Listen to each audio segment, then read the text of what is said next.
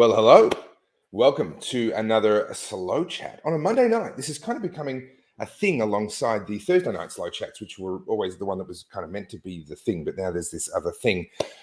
I was originally going to be speaking with Monica Schmidt tonight, and that hasn't quite gone to plan. She's got to, well, you can imagine she's busy. There's a lot going on in her life right now, and she needs to spend her evening working on some other things, which I'm pretty sure you'll hear about going forward. But right now, hush, hush.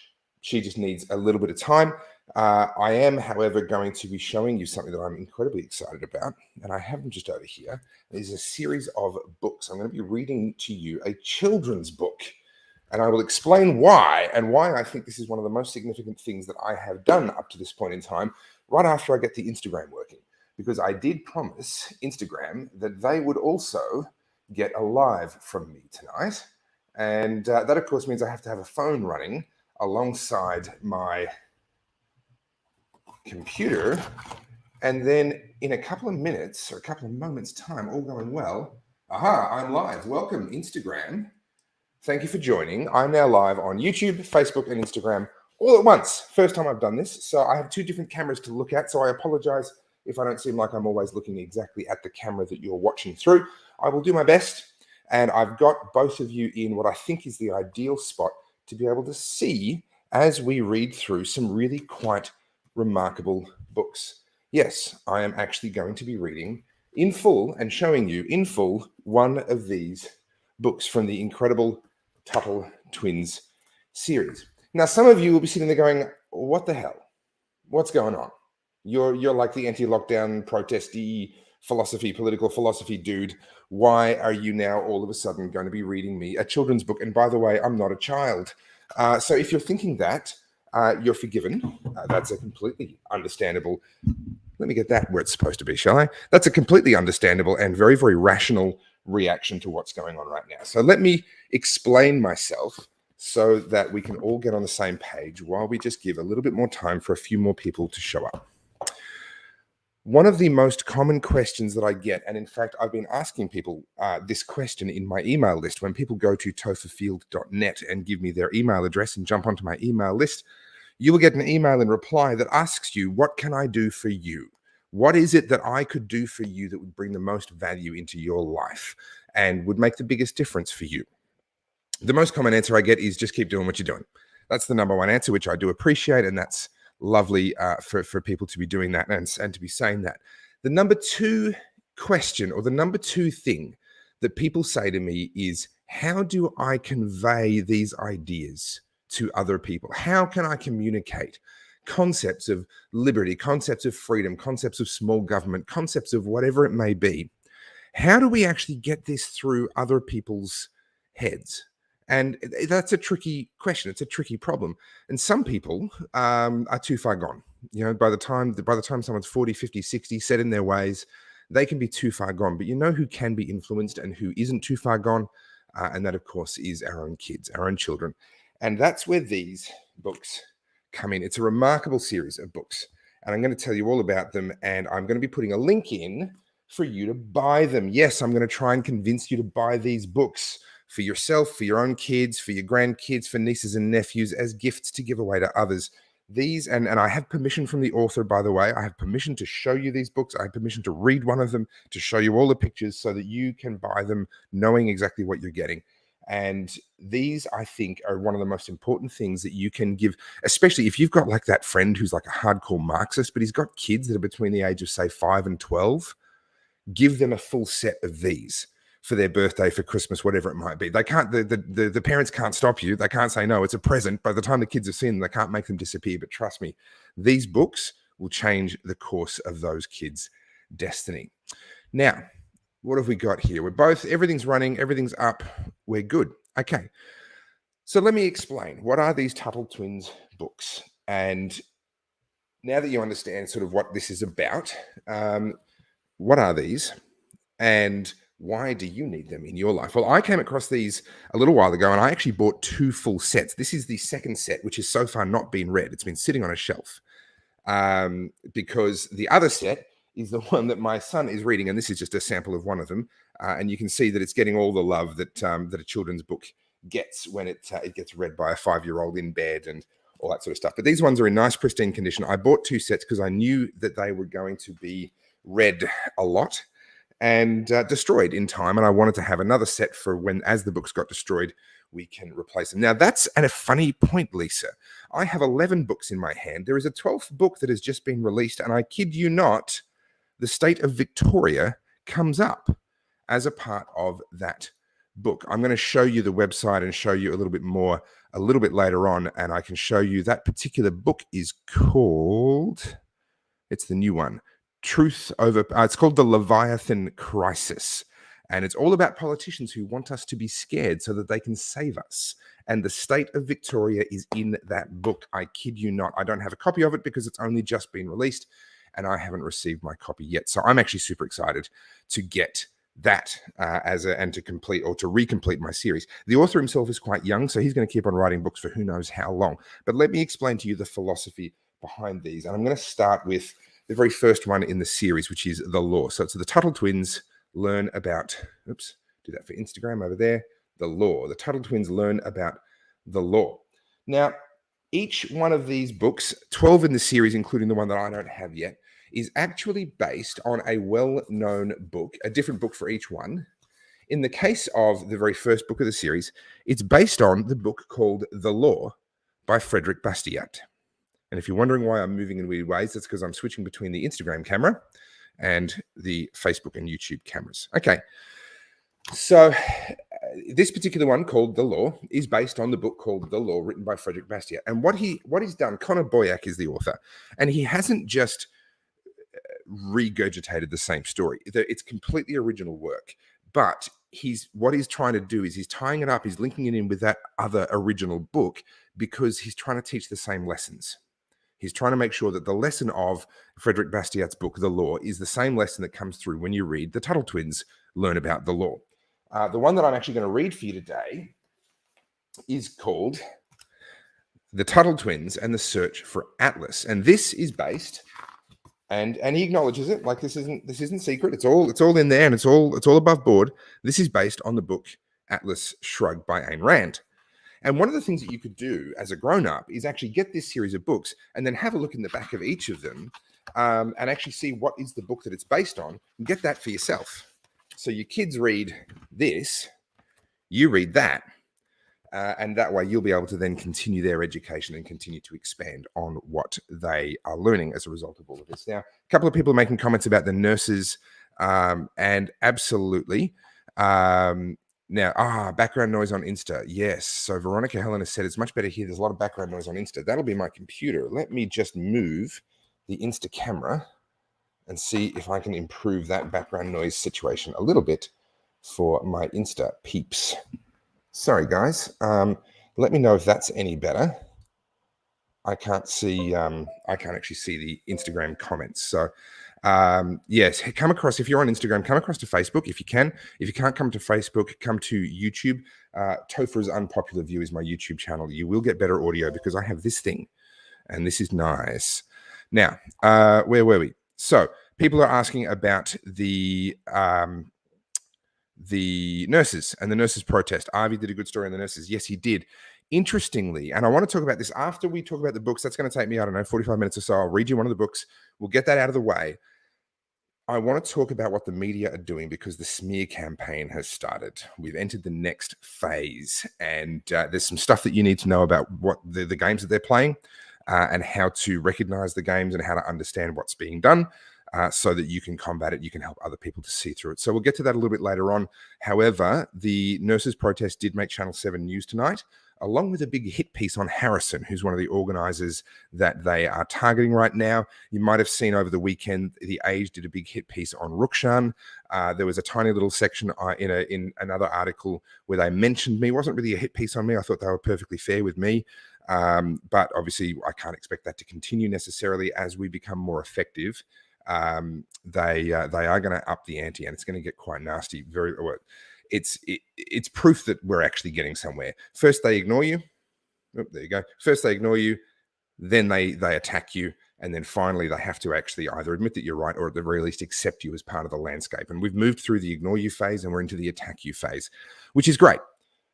So we'll talk about nurses later. We'll talk about all of that later. I want to cover these books. So each one of these books, and there's 12 so far, I have 11 of them. Each one of them is based on another book that is a really fantastic philosophical book that we should all have read. Someone says it was briefly on 9. Barb says it was briefly on 9 also, very briefly. Okay, so I'll give you a couple of examples.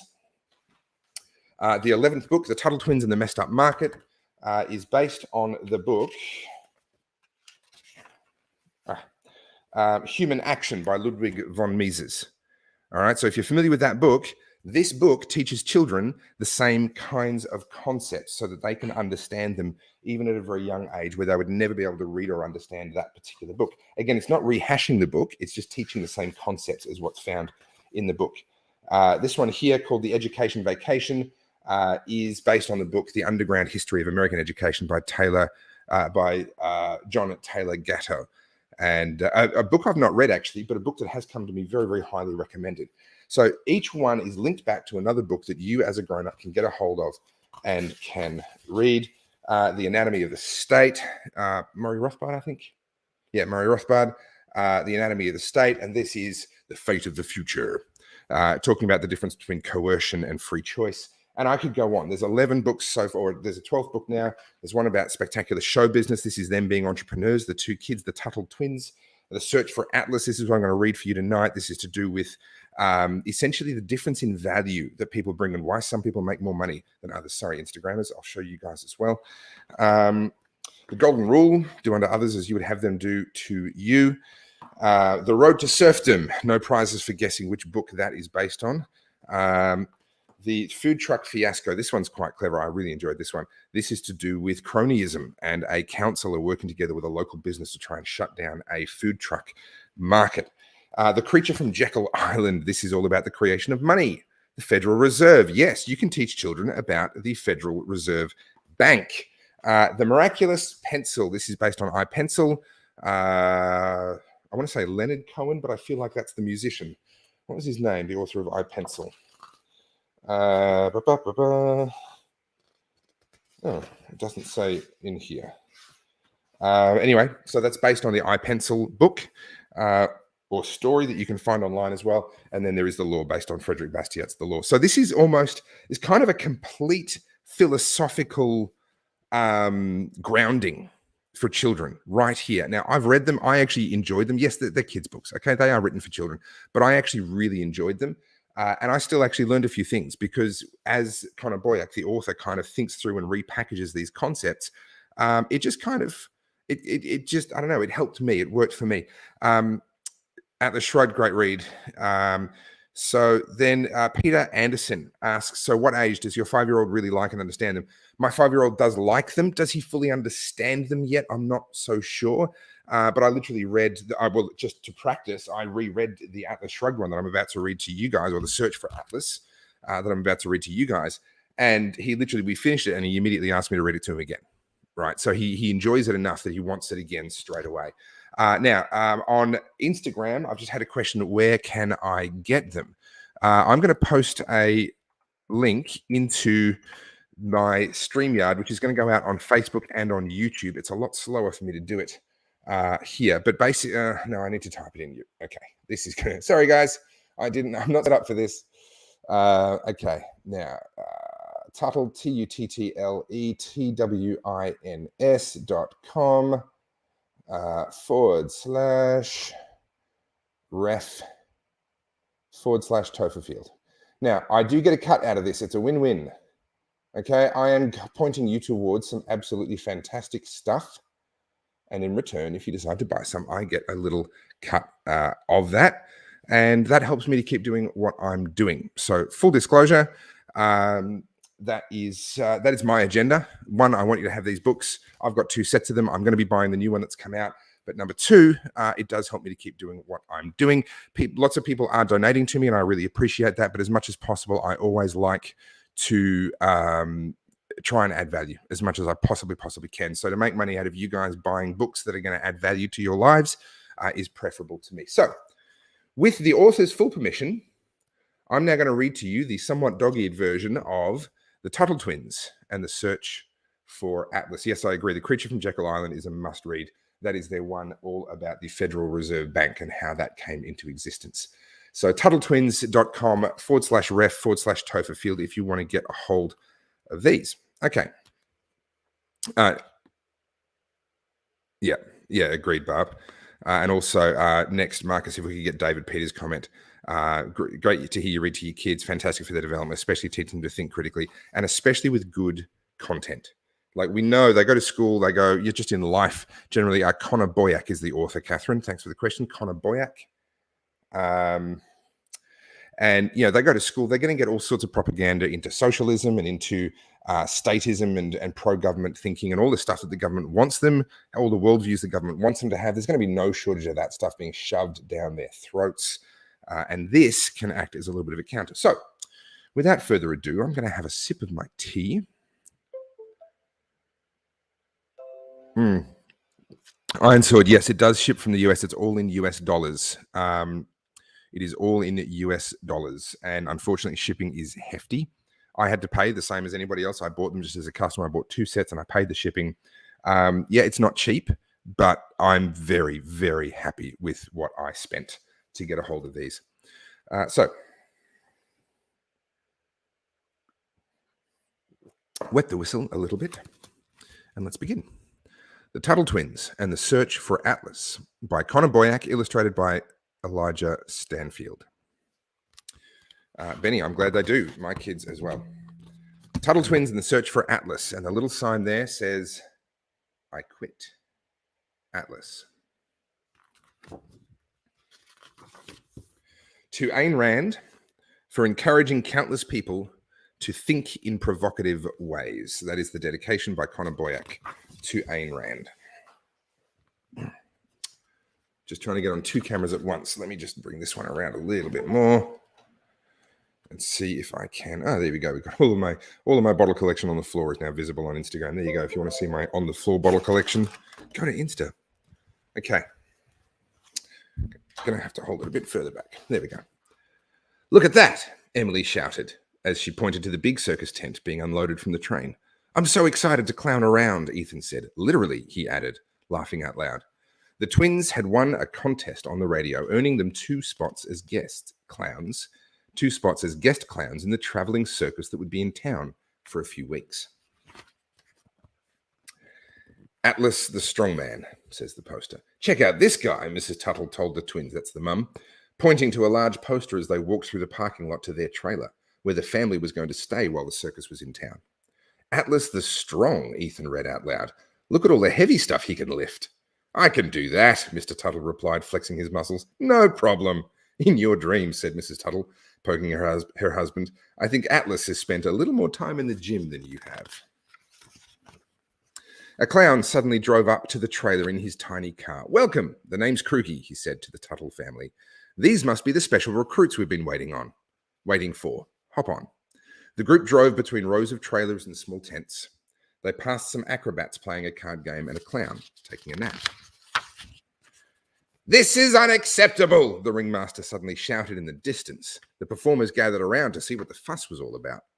After everything I did for him, he just up and left, the ringmaster added, showing them a short note that Atlas had left behind. It read simply, I quit. I guess there was a limit on how many things you could make him lift at once, one clown said, chuckling to himself. Deciding to pay him less certainly didn't help either, another clown added. The ringmaster glared at them, clearly upset over Atlas leaving the circus. I quit. We don't need Atlas, replied another. He's not that special anyway. He was only one person. Why should he get such special treatment? And he was a nobody when he started. This circus made him who he is, Kroogie said, chiming in. He shouldn't have been so selfish. The twins joined the clowns to begin practice, and even though the ringmaster was upset, they had a fun time learning how to be silly. Ethan and Emily learned how to juggle, tumble, and even how to mime, and they also learned a few magic tricks, such as making a stuffed rabbit appear out of a hat. Ethan and Emily were excited to be a small part of the big circus and loved learning new tricks and new skills. That evening, all the performers began to gather for a meeting. Some of them were worried that the circus would struggle without its main attraction. Maybe there won't be a circus at all, said a dwarf standing on a large crate. The twins recognized the stuntman as Cannonball from the posters. Atlas was the star, said Cannonball, and now he's gone. The ringmaster jumped up on the crate. That doesn't matter, he said. I'm in charge here, and we will make this circus work. The show must go on. He continued by announcing some changes, including having a parade in town the following day to spread word about the circus and encourage people to come. The twins did cartwheels during the parade as they walked alongside the other clowns the next day. They waved as they passed their mum and dad, who were cheering and taking photos. Where's Atlas? Shouted a man standing near Mrs. Tuttle. I came to see Atlas, several others mumbled in agreement. The ringmaster forced a fake smile, poking the lion to get it to move around in its cage to capture the attention of the crowd. Some of the clowns became discouraged and jealous when they heard people shouting for Atlas. Beautiful illustration. It's a really, really well done book. Finally, the day of their first performance had arrived, but the group, they weren't ready yet. Hurry up, everybody, the ringmaster spoke into the megaphone. We're running out of time. The construction crew struggled to secure the large tent poles. Atlas used to help, but now he was gone. Cannonball asked for help feeding the animals because there was too much for him to do alone, but nobody seemed interested. Atlas was always willing to pitch in until the job got done. The acrobats struggled to carry their tightrope up the ladders. Without Atlas around to give them a hand, they had to do it alone. It was hard work. When the stands began filling with people, the twins were excited and nervous. Would tonight be a success or a failure, they wondered.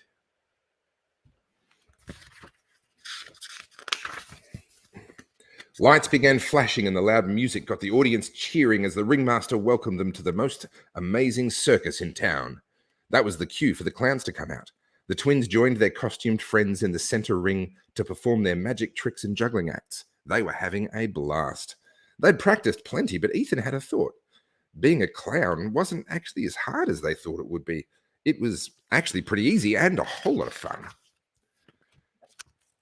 Some of the other acts didn't go as well. The acrobats began their routine, but one of them slipped, falling into the net below. His muscles had become too tired to hold on after all the heavy lifting he had to do. The animals were irritable because they were hungry, and so they were not that obedient and didn't perform all their tricks.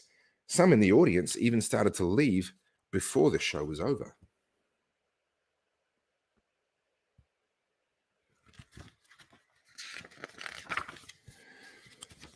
It's all Atlas's fault. He is so selfish, the ringmaster said, slamming his fist onto the table after the show. Many of the clowns looked nervous. What happened tonight was a fluke, Krugy said reassuringly. Tomorrow's show will be just fine. Will it? Cannonball replied. I'm not so sure.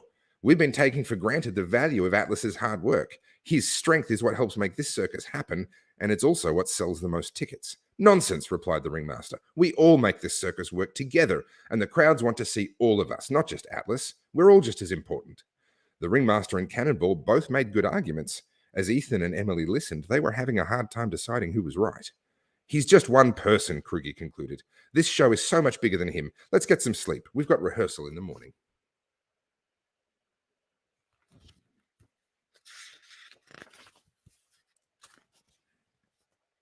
What's that? Emily asked the next morning, pointing to a padded table Krugy was using. Oh, this is a massage table, Krugy replied.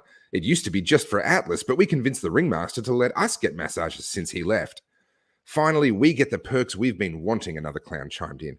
You can get a massage before tonight's show if you want, he told the twins. And the food is fantastic, remarked another. With Atlas gone, we get to eat this fancy food the chef used to make only for him. Before, only Atlas was pampered, said one more clown. Now we all are. Ethan wondered why Atlas had been getting such special treatment.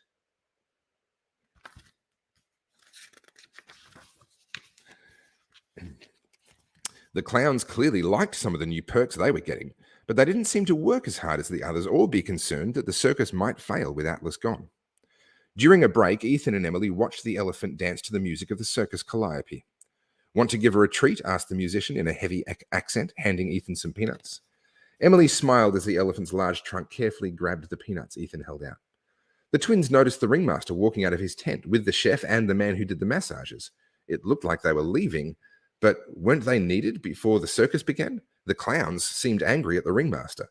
Ticket sales are slow, the ringmaster explained. We have to cut costs and make do with less. There go the perks the clowns were happy with. As the group of performers were feeling bad for themselves, Cannonball walked by with his backpack on. "Where are you off to?" the ringmaster asked. "The show starts in 2 hours." "Not for me," he said. "I'm going to search for Atlas." The twins really liked Cannonball, and they were sad to see him leave. "Why do you want to find Atlas?" Ethan asked. "If this circus has any chance of being successful again, we need him back," Cannonball replied. "And these clowns need to understand that some skills are more valuable than others. No offense to you kids, but being a clown isn't nearly as difficult as being a strongman.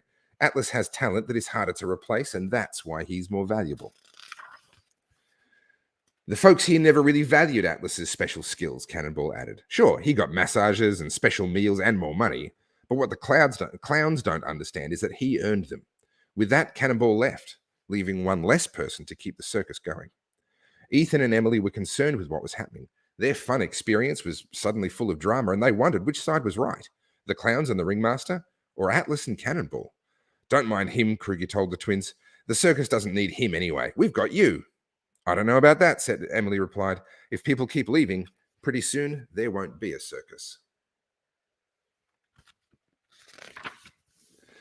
After that evening's performance, the twins told their parents everything that had happened. "Well, it sounds like the circus is consuming more than it produces," Mr. Tuttle replied. The twins were confused. "What do you mean?" Ethan asked. "Well, you produce when you make something and you consume when you use it up," Mr. Tuttle said. "The circus produces something that others want to consume, in this case, entertainment," he added. "Less is being produced without Atlas, so fewer people pay to consume it. The clowns also want to consume Atlas's perks," Mrs. Tuttle chimed in, "but they can't produce enough by themselves in order to pay for them." Simple graph there. Easy for even a 5-year-old mind. By the time the rehearsal started the following morning, the twins had made up their mind. "We can't join you today," Emily announced to the group. "We're going to search for Atlas." Kruger's jaw dropped, and the ringmaster let out a sigh. "Not again," he quietly said to himself. "But you're one of us," Kruger said. The painted smile didn't hide his dismay. "You're clowns." "They may be clowns, but they're not fools." Kruger turned around to see who had spoken. It was a voice he didn't recognize, with a thick Russian accent. It came from Alexander, the calliope player who rarely spoke. "Look, pal," Kruger said, "just who do you think you are?"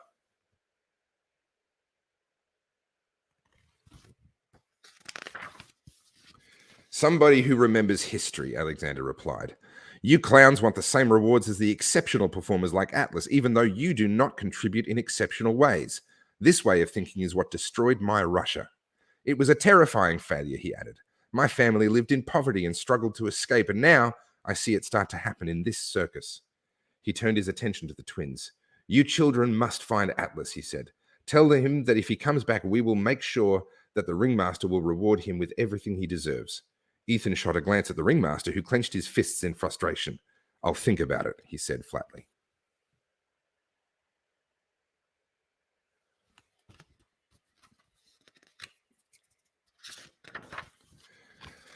The Tuttle family's search for Atlas began immediately. Mrs. Tuttle drove Ethan and Emily around town to put up the flyers they had created, sticking them on the windows of nearby businesses, light poles, and bus stops. Mr. Tuttle took the photos of Atlas into the businesses to ask the employees if they'd seen him around town. "Wait a minute," Ethan said. "Atlas isn't from around here, right? He was only in town for the circus." "So maybe he's gone home?" Emily wondered. "Nope, he's here," Mr. Tuttle replied as he exited the barber shop. "The barber saw Atlas yesterday, and I think I know where to find him." The Tuttle family's van pulled up to the gym on the edge of town. The twins began walking through the rows of treadmills and exercise machines inside. "Over there," Emily shouted, pointing to the weight room at the other end. There they saw a large man sitting next to a much smaller one. It was Atlas, and Cannonball had found him too. "Look who it is," their little friend said, clapping his hands. "I found this guy just last night, eating at an all-you-can-eat buffet," he added with a chuckle. "Yeah, I eat a lot," he said, winking at the twins.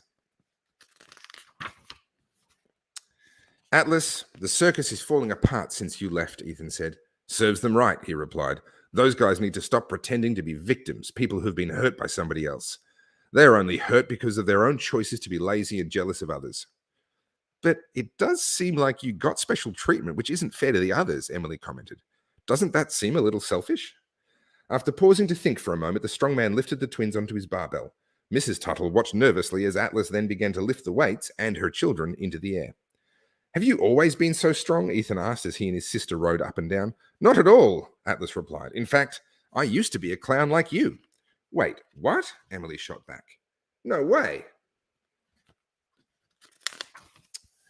He's right, Cannonball said. The last strong man, Hercules, was so impressed by Atlas's work ethic, his belief that hard work is a good thing, that he offered to train Atlas to be the new strongman before he retired. But Atlas was much skinnier back then, Cannonball added, elbowing his big friend. I had to work harder than anybody else in the circus, Atlas explained. I would wake up every morning so sore that I was unable to move, he added, flexing his thick arms. And to get muscles like these, you also have to eat a lot of special foods. The twins realized that becoming a strong man was a lot harder than becoming a clown.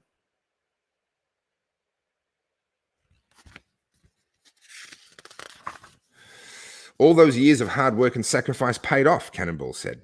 With Atlas as the star, the circus has never sold more tickets. The stuntmen, the acrobats, and the clowns also work hard, Emily said, looking at Atlas. Why do you deserve more rewards than them? She asked. Atlas sat the twins on the bench to explain. The value of anything is decided by two things, supply and demand. Supply is determined by how rare something is. If something is easy to find, then people won't value it as much. Atlas pulled out a bottle of water from his gym bag. You wouldn't pay $20 for this because there's an abundance of water here. It's not rare. There is a drinking fountain right over there for free. But what about in a desert where there is no supply of water? Ethan imagined being stranded in the Sahara Desert, his lips dry and cracking. I would pay even more than $20 to get some water, he said. Atlas smiled. I would too. And that is called demand. Demand is determined by how much people want something. He reached into his bag. These kale chips were on sale today. Would you pay $20 for them? Emily squirmed. You couldn't pay me $20 to eat those things, she said. That's probably why they're on sale, Cannonball joked.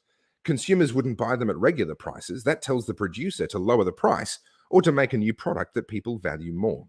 My work was valued because it was in demand, Atlas said. Things were good, but the clowns basically wanted socialism. They wanted equal rewards no matter what or how much they produced. Alexander talked about that, Emily replied. He said the problems at the circus were just like what happened in Russia.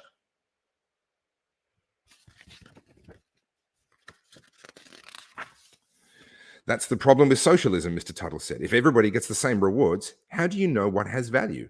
Why would anyone work so hard to be a strongman if the reward was the same as becoming a clown, which isn't as hard? Socialism weakens the incentive to be better and work harder. If hard work wasn't rewarded, the circus would have lots of clowns and no strongmen, Cannonball added, making a funny face like a clown. Alexander was right, Mrs. Tuttle said. Russia's government implemented socialism, and it didn't take long before everyone was consuming more than they produced. There was so little food that people had to wait in long lines just to get their equal amount of food to survive. That's why personal responsibility is so important, Atlas said. Each of us should be free to enjoy the rewards of our labor, but also suffer the consequences if we are foolish or lazy. That's how to avoid the problems that happened in Russia and are happening now in the circus.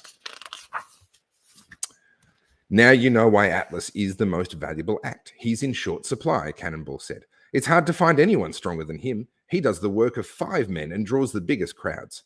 But the clowns, they don't understand supply and demand, Atlas added. They demand rewards without supplying hard work, and that is selfish. The twins hadn't considered that it was actually the clowns who were being selfish rather than Atlas. I left because working around people who think they are victims was making me miserable, he said. What if we could get the ringmaster and the clowns to change their mind? Ethan asked. It's worth a shot, Atlas replied. But how? Mrs. Tuttle and I will put out the word that you're returning, Mr. Tuttle said. At tonight's show, we'll pack every seat in the house and show Krugy and the ringmaster just how valuable you are.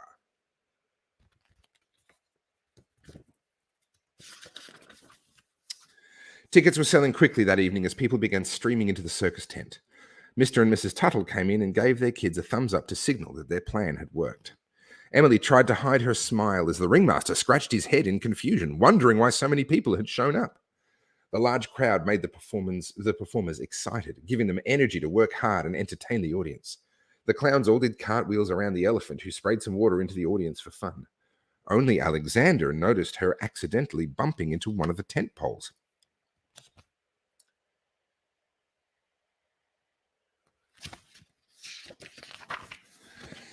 What? Watch out, Alexander shouted, pointing to the pole. The construction crew hadn't secured it well enough with that atlas. It was heavy, after all.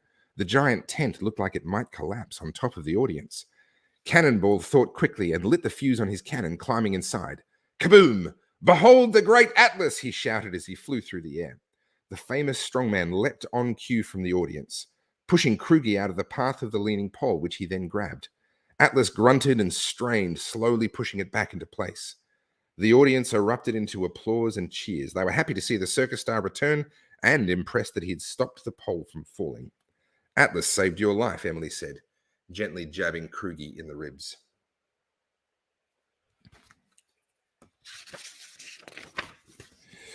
It appears he also saved the circus, the clown added, pointing to the packed seats. The ringmaster stepped forward, shaking the strong man's hand. I was wrong, he said, and I'm sorry. I'll pay you what you deserve, and you can keep your perks. You've earned them. Will you rejoin us? The strong man shot a glance at the twins, who were giving him a big thumbs up. Sure, why not? Atlas shrugged. Which, of course, is a reference to the book that the story is inspired by and designed to teach the lessons of. So that is the series. Like, that's one. This is book number 7 out of what is now a 12-book series, thanks to the new book, the absolute latest book, that is titled, let me get that back up again. It is titled The Leviathan Crisis, and it mentions Victoria. It is all about governments using fear to try and control people, and it mentions Victoria as a part of that. Now, what I'm going to do is I'm going to share the screen here. There we go. Share that one. So if you're watching on YouTube or if you're watching on Facebook, you can now see the screen that I've got there. Come on, there we go. And let me just read that out for you. So oh, hang on. This happened earlier as well. They've got a dud link. Let me just get to the correct one. If I click on the image of the book, it takes me to the correct one. Okay. The Tuttle Twins and the Leviathan Crisis. This is the new one that mentions Victoria. The Tuttle Twins and their team of heroes tackle a new quest in an adventure game that they soon begin to realize is closer to reality than they might have guessed. A magical battle against the forces of Leviathan and its idols turns out to be packed with lessons for what's happening in the world around them. Based on the book Crisis and Leviathan by Robert Higgs, this story finds the twins learning the power of truth in a world filled with fear-mongering, ignorance, Trojan horses, and demagogues. A message with substantial relevance to our lives today. And like I said, the book actually talks about Victoria. Victoria is used in that book as one of the examples of fear-mongering. And that is certainly very, very valid and very, very true for what we're experiencing. So I really wanted to share this with you because of how many of you have been asking me in response to that email that you get when you sign up to my email list, topherfield.net. Go there on the right-hand side, you can sign up to my email list. The number of people, when I asked you, what can I do for you? You were asking for ways to help communicate these ideas. And I can think of no better way than these books. I bought them for my kids. My kids really enjoy listening to them. They asked me to read them regularly. And like I said, I read that one to my son earlier tonight.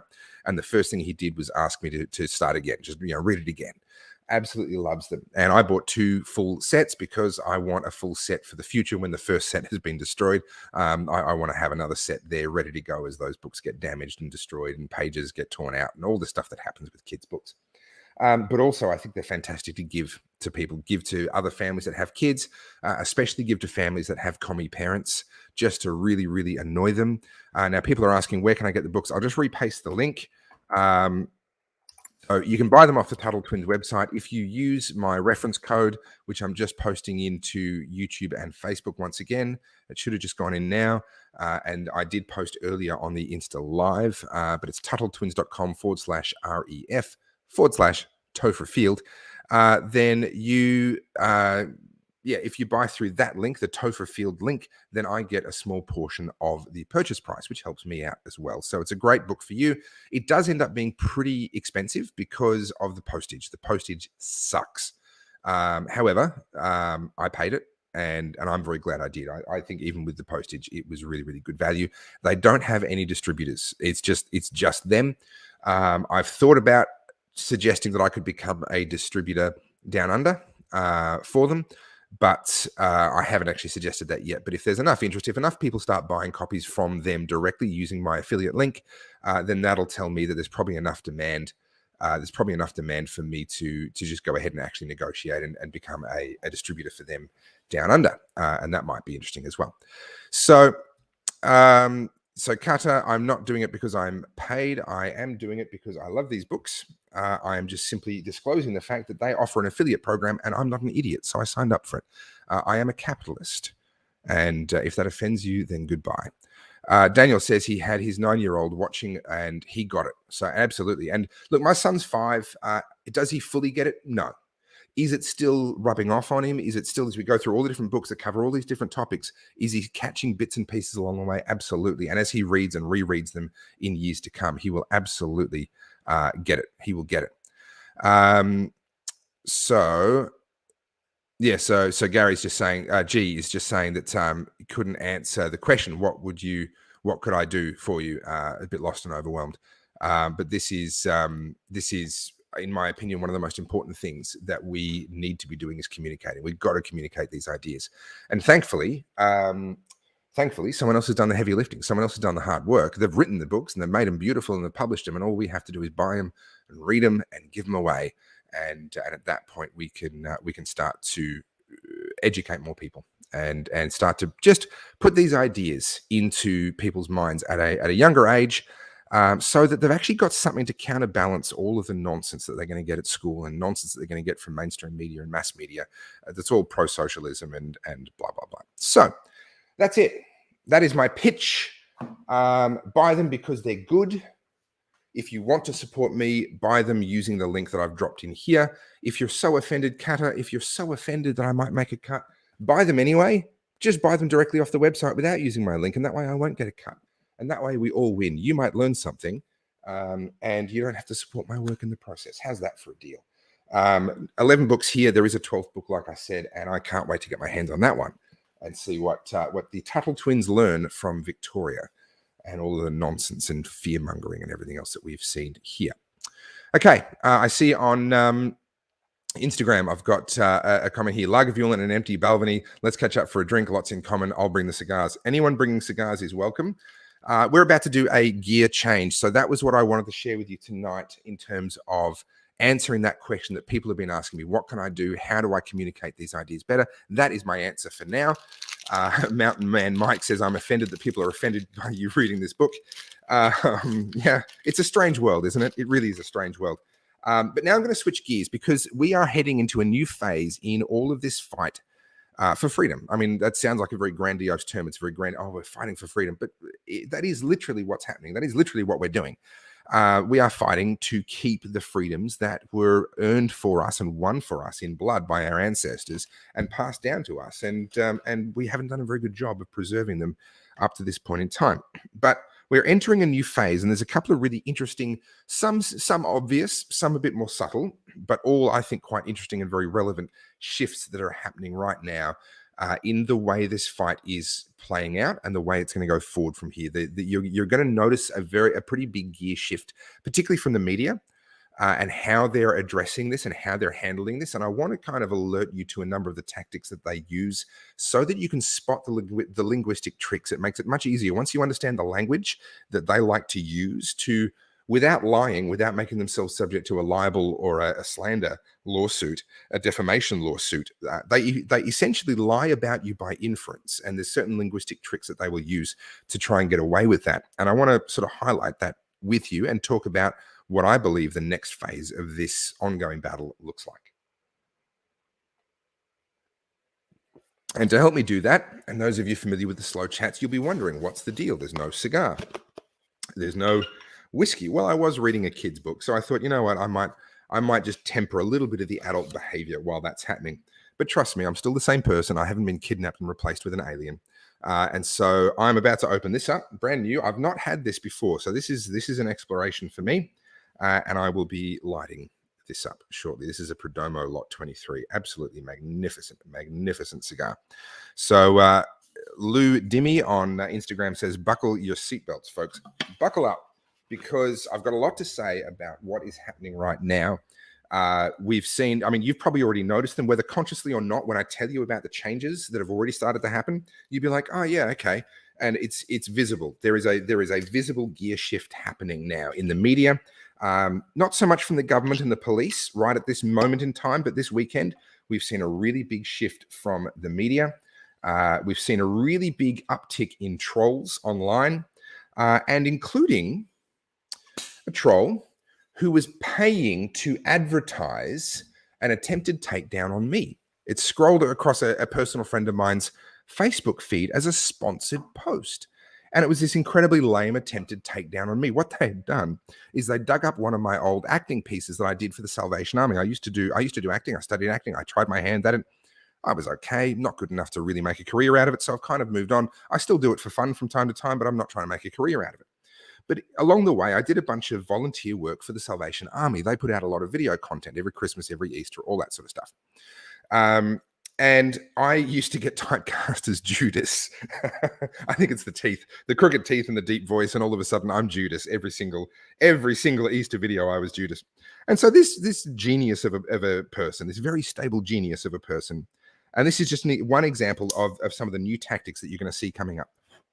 Had dug up this video of me acting as Judas in a Salvation Army video and clipped it out of context and just had me sort of, and it's kind of weird out of context, but in the context of the whole piece, you're like, oh, okay, yeah, I get what's going on. But here's me monologuing to the camera as Judas, saying the script that I was given. And the caption the person put in there was, "See, he's a crisis actor." That I have a number of questions. Even putting aside the fact that I know who I am, if I didn't, I'd still have a number of questions. The first one is, on my website, you will find a link that'll take you to my acting show reel. So I'm not exactly trying to be super secretive here. I'm not like some undercover operative. He literally found a piece of show reel of my show reel. That particular bit wasn't in my show reel, but he literally found a piece of my acting history and paid money. The friend who's had this come across his feed, it was a sponsored post. Now that's the wrinkle that makes this really interesting, because what I could believe is that someone believes that I'm the devil and is trying to take me down because that's genuinely what they think, and they're doing it out of the goodness of their heart as a favor to the world. That is entirely possible, right? But the minute they're spending money, well, I'm sorry, but that raises a number of questions for me. Why are they spending money?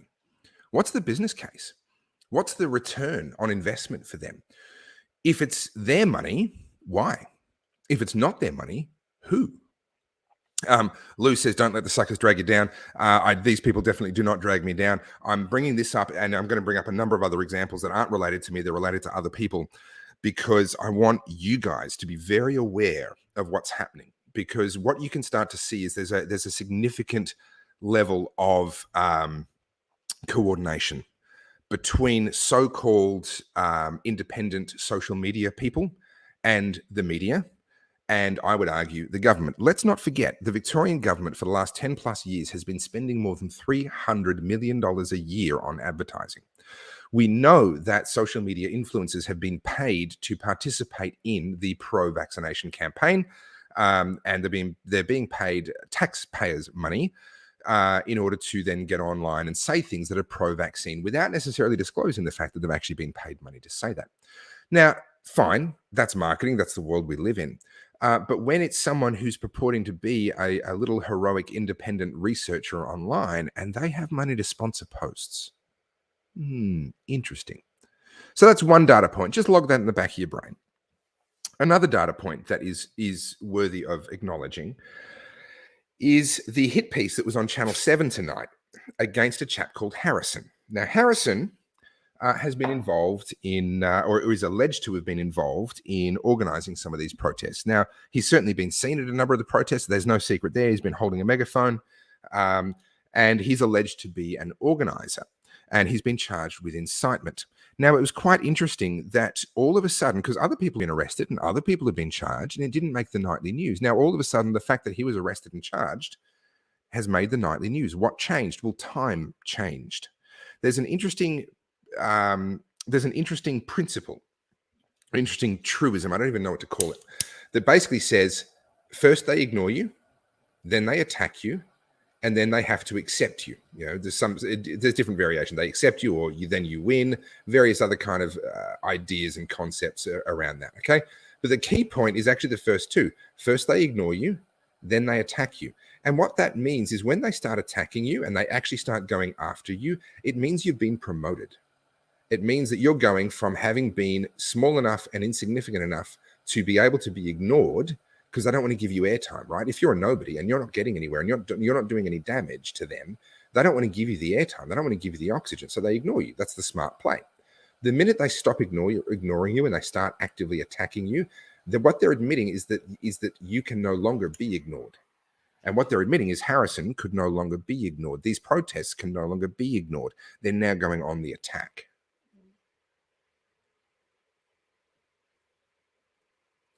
So that's the second data point. The fact that an arrest and charge with incitement made mainstream media. Then on the weekend, you saw the big hit piece in The Age against Rukshan, right? He's a former wedding photographer. Yeah. And I'm going to get to the language soon because this is really the crux of where I want to get to is the language and how they frame this. And they can turn ordinary sentences and ordinary things into these seeming threatening kind of, oh no, that person must be evil. Just in how they phrase these things. And we'll get to that. But what's shifted without question since the tradies went nuts on Monday, which has really complicated the landscape. Like, I'm glad for the energy and I'm glad for the extra people and all the rest of it, but they've run out of steam. They sort of had 3 days worth of steam, and it has really complicated the landscape a little bit. But we'll manage. The organizers are continuing on and doing what they do, and we'll navigate our way through that. But it was then that evidently the media went, we can't ignore this anymore. And I think what happened was it was because Rukshan was getting at times over 100,000, but regularly 70,000+ people watching his streams. What that means is, number one, the mainstream media can't choose not to report on it. They can't just bury the story because it's out there already and people will notice that they buried the story. Number two, it limits how dishonest they can get away with being. They still are pretty dishonest, but it limits how dishonest they can get away with being. So you end up in this really interesting situation where they get cornered. They can no longer ignore it.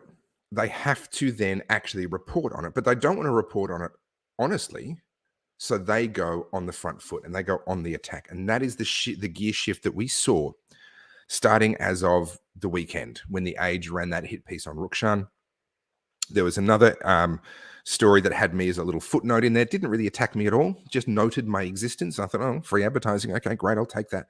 And then obviously the Channel 9 stuff with Harrison, and I'm sure there's a bunch more stuff going on that I miss, right? I try to stay away from the media, to be quite honest. So I'm not sitting there looking, I don't Google myself. I don't go looking for anything. I don't care. It's just noise. It's all just noise.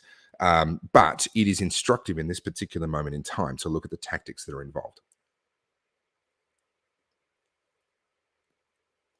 So I want to now slow down a little bit and talk about language. And in particular, talk about the way that these sorts of people, everyone from A Current Affair to the Chasers War and Everything to the newspaper to in an interview, the media, and they study this, they train on this, manipulate language so that they can say things without saying them. And then when they get sued and they stand up in a court of law, they can say, well, no, Your Honor, we never said that thing. And technically they're right. But every single person that read what they said understood what they meant, but didn't actually say. And there's a couple of simple phrases that we all need to be awake to. And as soon as you see this phrase, you know there's a game being played. You know they're trying to manipulate you without actually having to say anything.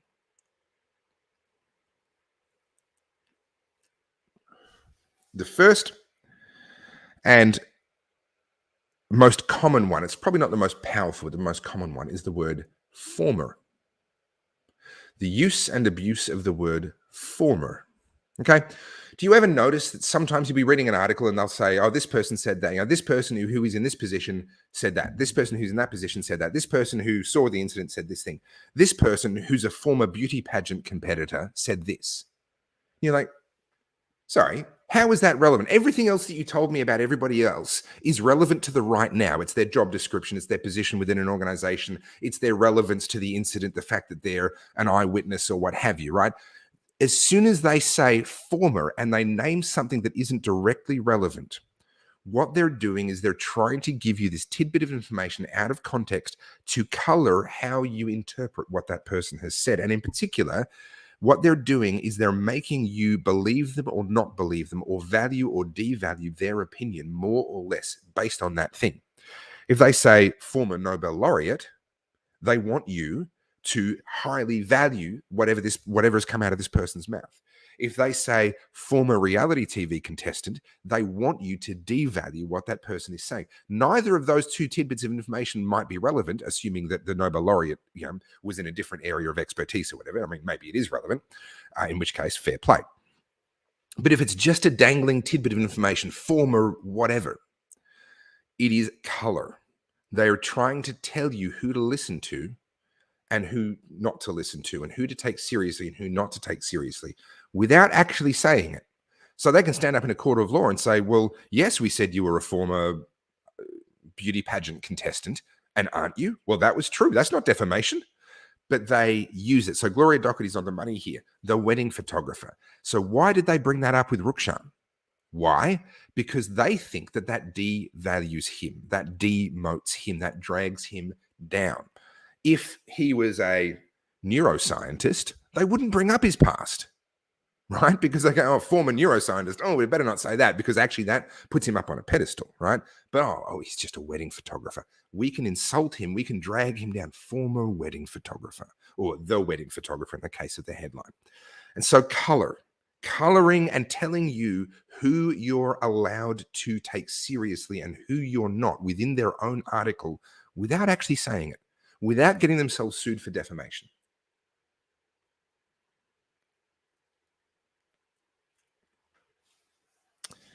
Aspiring, used in much the same way as former. Aspiring.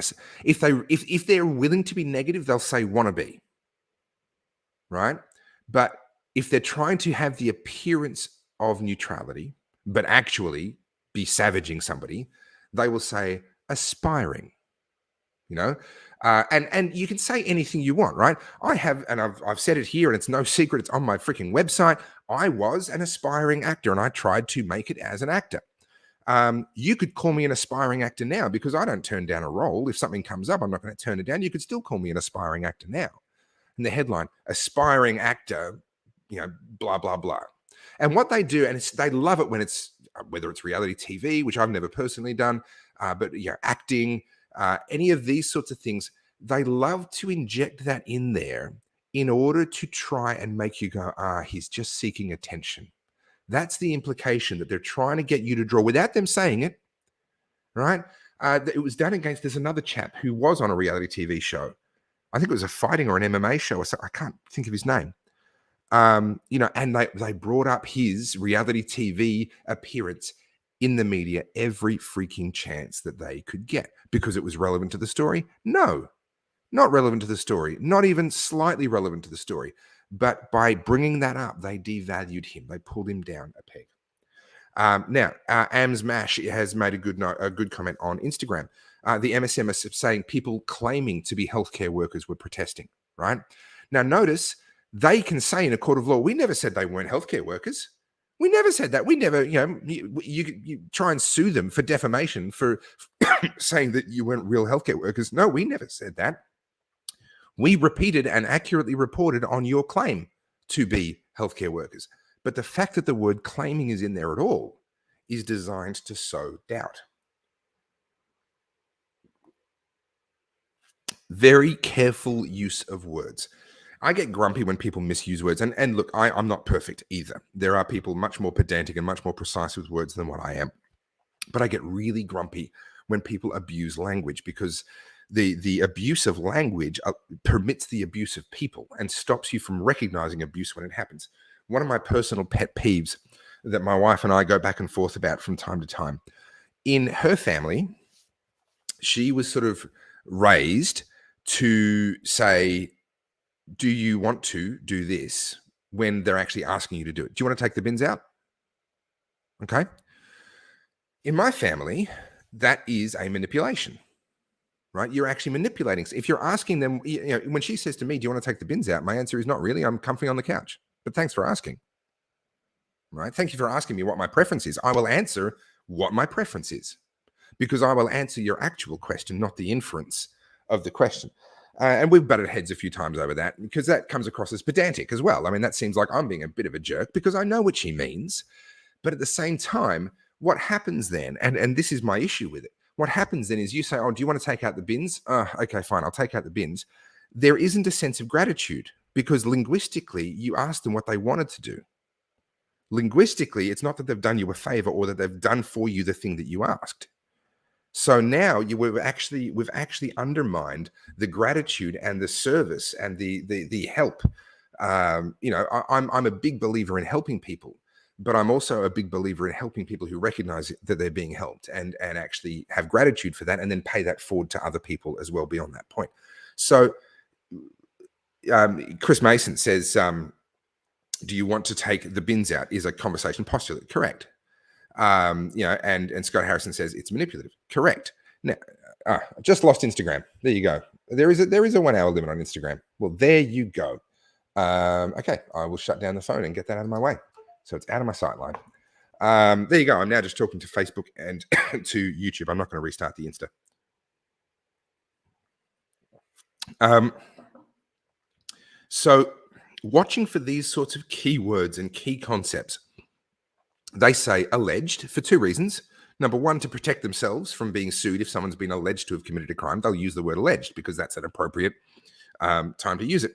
But they will also use it when they want you to doubt a claim, right? What they're saying is this isn't true, but we can't say that it's not true. So we'll say alleged or claimed. Michael's got the right idea. Wife, take the fucking bins out. Topher, yes, dear. That's at least there's a direct communication. There's no manipulative language there. Abusive language maybe, but there's no manipulative language. No, I am very happy to help people. I just want you to actually ask me, because at that point you're acknowledging that you're asking for me to help you to do something. Now, we don't actually talk about the bins. That was a bad example because that one doesn't actually come up.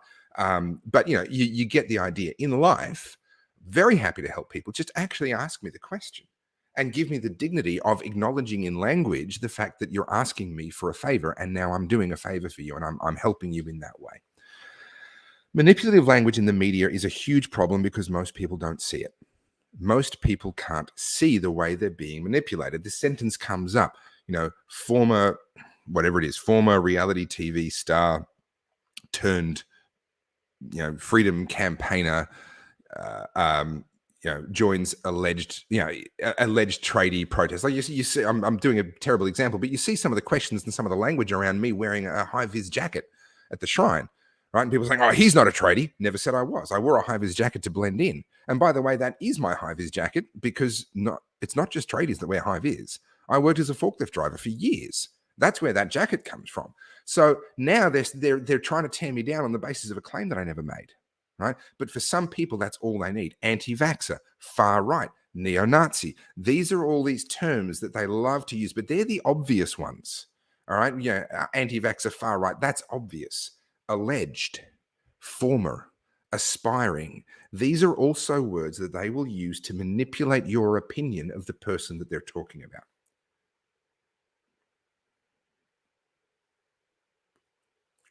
Lily Grace says the Instagram live ended. Yes, I ran out of time. I Googled and it's told me I had 4 hours on Instagram live, but apparently not. So that was either bad information or old information or something like that. But it is continuing on YouTube and it's continuing on Facebook. So, and I don't know that I'll bother with the Instagram, to be honest, in future. I think I'll just stick with the YouTube and the Facebook side of things. Okay, what was that question? Yeah. So Barb is saying, Topher, this is true, not just in media, but in many facets of life. My cancer surgeons, etc., use very careful language too. It's everywhere. I think the whole situation just highlights how many just listen without actually really listening. Correct. Correct. And think about it in your interactions with police. And there are other groups that are far better at this stuff than I am. Know Your Rights being one of them that springs to mind. But for example, police officers are trained in getting your consent through asking questions, right? If they just randomly knock on your door, they're not allowed to come into your home and search the place. They have to have a warrant to do that.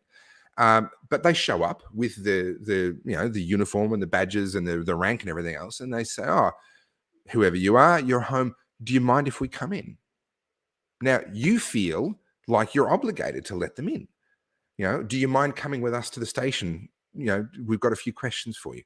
Many people assume that they can't say no to that question, or would you like to come down to, or will you come down to? It's a question. If you didn't have a choice, they wouldn't ask you a question, right? They'd put you under arrest and they'd take you away whether you like that or not. If they're asking you a question, it's because you have the opportunity to say no. But they ask the question in a way that is designed to prompt people's cooperation. So understanding language, understanding and actually listening to the words that people use and responding according to the words that they've actually used can save you a lot of trouble and can get you out of a lot of trouble a lot of the time. But it also helps you to discern people's agendas and where we are being manipulated, where people are trying to make us come to a conclusion without actually saying that thing themselves.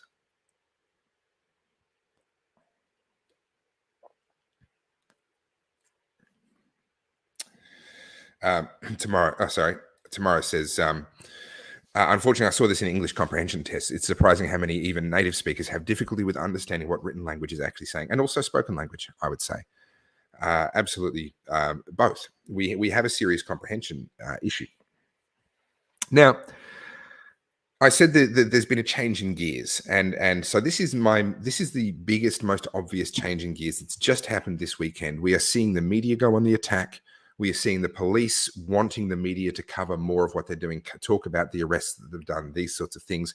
We've moved through, we've finally conquered, it's taken 18 months, we've finally conquered the first they ignore you phase. Okay? Now we're entering the then they attack you phase. And that's a scary phase to be in if you're one of the people being attacked, which I'm not yet. Just to be clear, I'm not looking for pity. I'm not one of those people just yet. That may change. But it sucks to be Harrison right now. It sucked to be Monica when she was in prison. It sucks to be Rukshan all over the front page of The Age, although I think he's got a big enough following now that it'll just be free advertising for him. He'll steamroll straight over the top of that. Avi, there's going to be more hit pieces coming out about him, and they always bring up the charge against him, which he pled guilty to, and he did his time for an argument that he had with his wife where he definitely did the wrong thing, but he admitted it. He accepted the punishment. He did his time. We've got rugby players that beat the absolute crap out of their girlfriends or out of their wives, and after a year away from the sport, they come back and no one ever talks about it, right? And they're back playing right now. But somehow Avi, who pled guilty, whose crime was far, far less. I'm not dismissing it. It was serious. He should never have done it. But it was a fraction of other people that we've forgiven. And the media will never forgive him, and they will never let that go. And they will always be trying to hold it against him. And so it's this idea that the media now, they can no longer ignore us. Rukshan especially he's cut through that, and he's launched us through that ignore us level into the attack us level, which is good. It's a promotion. So in the grander tactical sense, as we step back and John Setka, exactly. People like Wayne Carey, there's so many people.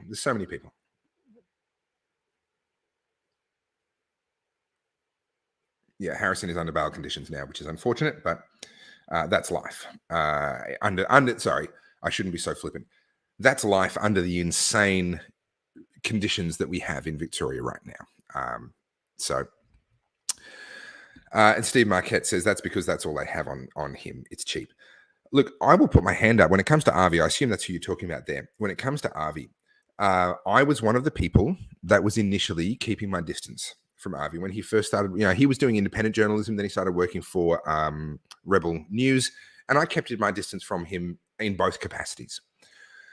Because of this whole thing of, I don't know, he comes across as a bit intense, and then he'd been smeared in the media, and I'd read the smears, and stupid me, I should know better. I allowed that to color my view of him and whether I wanted to be associated with him. And it was up until only about 6 months or so ago, maybe 9 months ago now, I don't remember, where I just went, no, hang on. I'm literally letting the mainstream media manipulate me when, if I just look at the work he's doing, he is doing freaking awesome work. The work that he's doing, what he's reporting on, the way that he goes about it, the way that he gives the ordinary people who are there a voice and a chance and asks them questions and lets them answer. And he live streams it so it's not edited, and then he'll edit it together and do a report. And when you look at the report, it's a pretty accurate reflection of what we saw live. He's actually reporting. I mean, as astonishing as that is in today's day and age, we actually have a reporter on the ground, ladies and gentlemen. Avi is a reporter. Rukshan is a journalist. He's journaling what's happening. Avi is reporting on what's happening. I'm more of what you'd call a commentator. I'm taking all the bits and pieces and assembling it and trying to make sense of it, and then distributing that commentary on everything.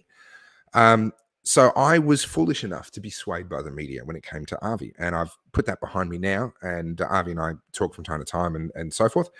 So he's obviously forgiven me and moved on from that, which is great. But, even I, knowing all of what I know, got manipulated into sidelining somebody who's doing, who's among the best in Melbourne right now. So this is why I wanted to talk about this and highlight some of this and just say, hey guys, I want you to be aware of these tricks and these, this stuff. The other thing they do, so I've talked about the language, but the other thing that they do, and Avi's a good segue into that because we were literally just talking about this, it's the issue of your past.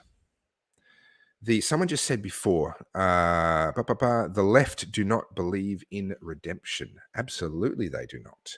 There is no forgiveness, and there is no redemption. And this really plays out when it comes to their use of people's pasts, and this is really interesting. So you'll get someone who they want to take down, and they'll go and find an ex-girlfriend, or they'll go and whatever. Okay. Can you honestly say that there aren't people in your past who, if the wrong person found them, wouldn't be willing to give them whatever that person wants to hear? Is there a single one of us for whom that isn't true? I think it's in the book of Proverbs in the Bible. It says, every man seems right in his cause until his neighbor comes and examines him. So it's saying when you hear the first side of the argument, that person putting their case, putting their cause, everyone seems right. Until you hear the counterpoint. Their neighbor comes along and says, well, that's your point of view. This is what happened from my point of view. And then you can start to weigh things up. And what the media do is they will launch an article, they will launch an attack, and they will put only one side of one person's perspective on the person they're trying to tear down. And of course, if that person doesn't have a decent sized social media following, then they've got no right of reply. They've got no way to put the other side of the story. Now, Carly, who I had on a slow chat just last week, is a case in point for this. So I'll tell you her story very, very briefly, the really short version.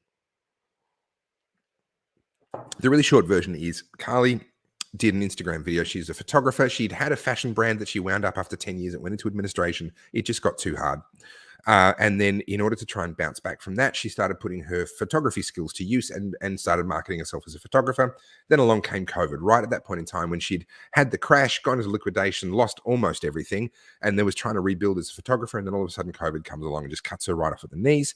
And she got desperate enough into lockdown 5, I think it was, that she finally just turned on a camera and went, I've got to say something. And she turned on a camera and she did a video on Instagram that ended up getting 40 million views. And for a couple of days, things went really well, and the response was hugely positive. The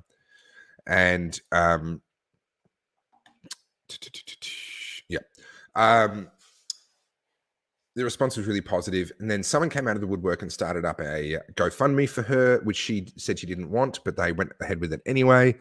And then it went really well and was raising a lot of money. And she said, I don't need that much money. Please shut it down. And they were very slow to shut it down. So now all of a sudden, there's all this money sitting in a pot, right, that she didn't want and didn't ask for. And then some people came out of her past, and the media gleefully listened to these people, and A Current Affair did some absolutely shameful work tearing Carly down. And so all of a sudden she was on the receiving end of A Current Affair ambush interview. They're very good at ambushing you. They know how to get you emotional, especially when you're already emotional. You're already at the end of your rope, as she was with her business and everything else that was going on. And then they get to edit it and put it to air, and you get no right of reply. They put their side of the argument, and you get nothing. You get no right of reply. And they literally went after Carly to try and destroy her. I mean, I don't necessarily think that the producer or presenter of that A Current Affair story wanted her to kill herself, but I don't think they would have cared if she did. They literally went that hard. And then Carly was plunged into a week of hell. She was getting death threats, people that knew where she lived, people publishing her address online, all like crazy stuff, rape threats, all the rest of it. You can hear her story when I talked to her about that last week. So then she had to make a choice as to what she was going to do. And she made the courageous choice that she wasn't going to let them dictate her future to her. And she was going to get back on her feet, and she was going to take control of her own narrative and her own future. And she was going to use the platform that she did have to put her side of the story.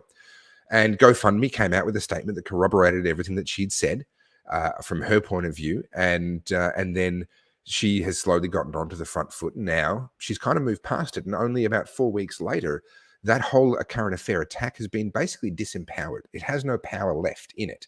I'm sure it has some emotional sting for her, but in practical terms, it's actually lost its power. She's overcome that now, and she's come out stronger as a result, and with a bigger audience as a result of all of that. And a lot of the people, not a lot, but some of the people that attacked her at the time have actually now acknowledged that they were wrong and that they allowed themselves to be duped. But that's the level of savagery that they're willing to go to. And the people that came out of her past were a business partner and other kind of people that could then put their spin on things and their inference into things. And in fact, a lot of what A Current Affair said wasn't actually even accurate in the first place, wasn't even truthful. But they could find people in her past and use them to just absolutely destroy her. Because as someone said earlier, the left don't believe in redemption. They don't believe in forgiveness. They don't believe in second chances. And I don't like the left-right thing. The right can be just as bad. And I'm not on the right. I'm a libertarian. I believe in small government. I think that left and right, ultimately, it's they kind of become the same thing. They just end up being two different. They use different language to describe how they do it, but they ultimately just do the same thing. So I'm in the business of saying the government should have less power, and that's not right wing. I'm not paying lip service when I say I'm not right wing. No. The government should have less power. Find me a genuine right winger that thinks we should have open borders. When you find me that person, then you can start calling me right wing. Okay, I'm a libertarian. But again, the language, they use that language to attack. So the other thing that they use language, they use alleged, they used aspiring, they use former, they use these things to kind of color your perception of somebody. But then they also use your past. And they know that they have this power, this ability to put one side of one person's story. They'll say, oh, well, we found this ex-girlfriend, we found this ex-boyfriend, we found that person's ex-husband, we found whatever. And they said this mean thing. And the person never gets the opportunity to actually set the record straight.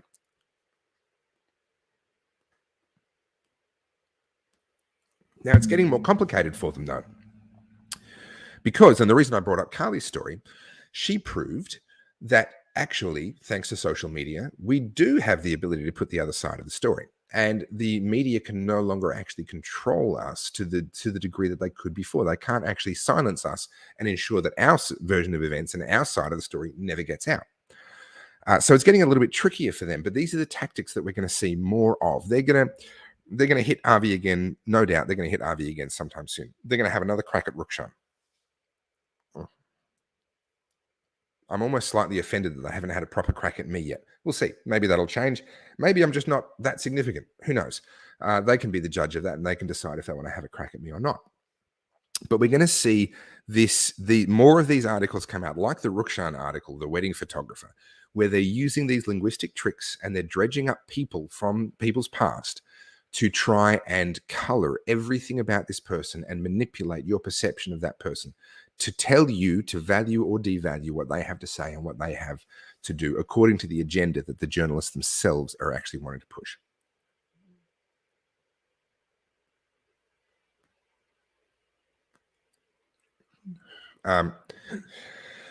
So Patricia is saying that she watched me on Newsmax. Thanks for watching, Patricia. I'm actually going to be playing that when we have our little toilet break a little bit later on tonight.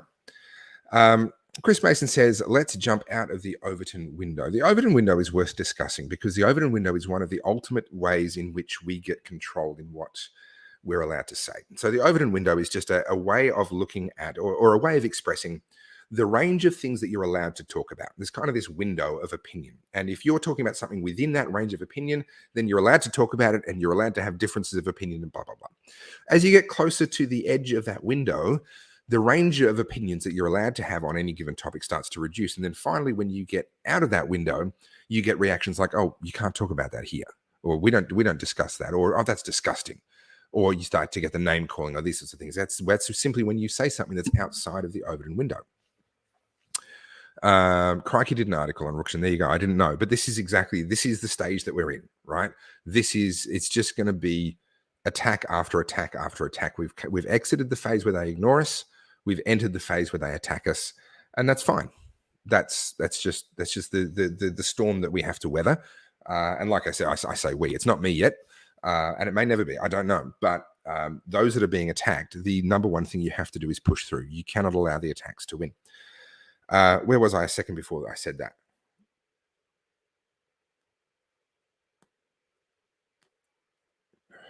I got through people's past. Someone remind me, what was I just saying, please? I'm not that old.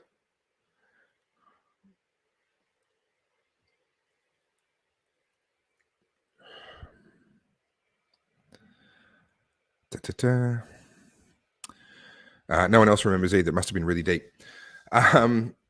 So we're moving out of this phase of them ignoring us. We're moving into the phase of them attacking us. We're going to see a lot more front foot. Oh, it was someone's comment. The Overton window. Overton window. That's what it was. Thank you. Martin, you win 1 internet point for paying attention. And Haley as well. So the Overton window. I first appreciated the power of the Overton window actually through a book written by Andrew Bolt. And some of you are going to be like, aha, see, I knew you were a right-wing nut job. Hey, I know the guy. I watched some of his stuff. I used to read his blog. Doesn't mean I agree with him. He wrote a book, which is a compilation of a bunch of his columns. And to be honest, his columns, like I bought the book and then I regretted it because I assumed it was all original work and it actually was just a bunch of his columns compiled. And I was like, and I never even read it. But I did read the foreword, and the foreword actually made the purchase price, made up for the purchase price entirely and by itself. He said 2 things in the foreword to that book that have stuck with me ever since.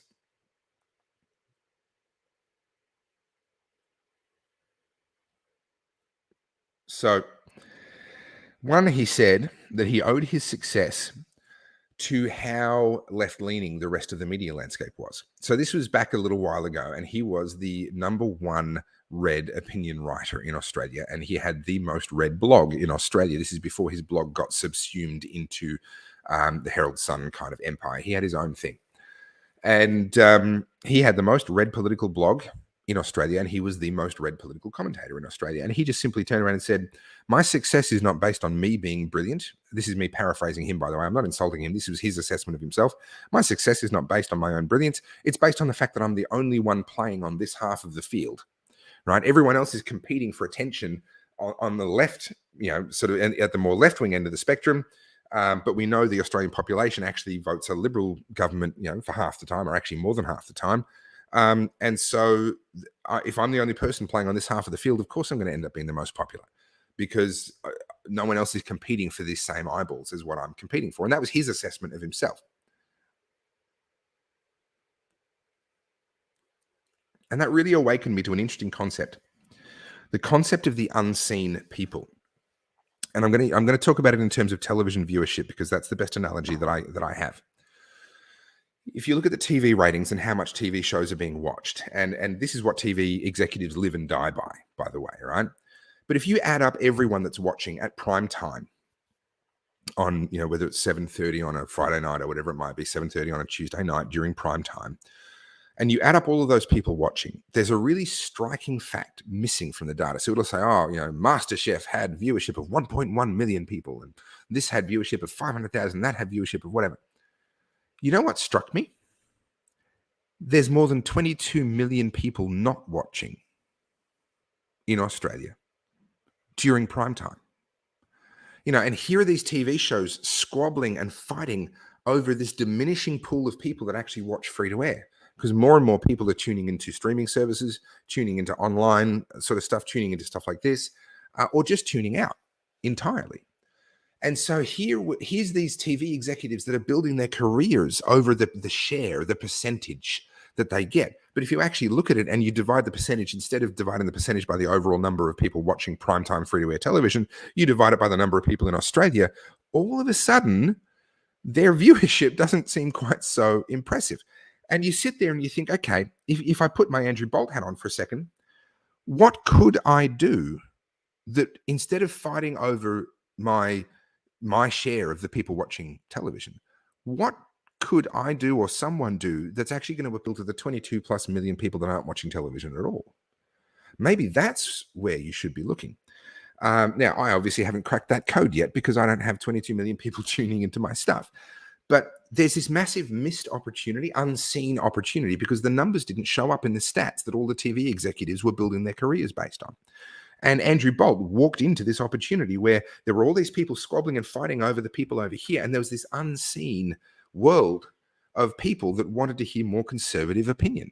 And he walked in, he started saying conservative things, and he got skyrocketed up to being the most read and the most popular political commentator in Australia on the back of that unseen market that was always there, but no one else had tapped into and had really properly tapped into until he came along.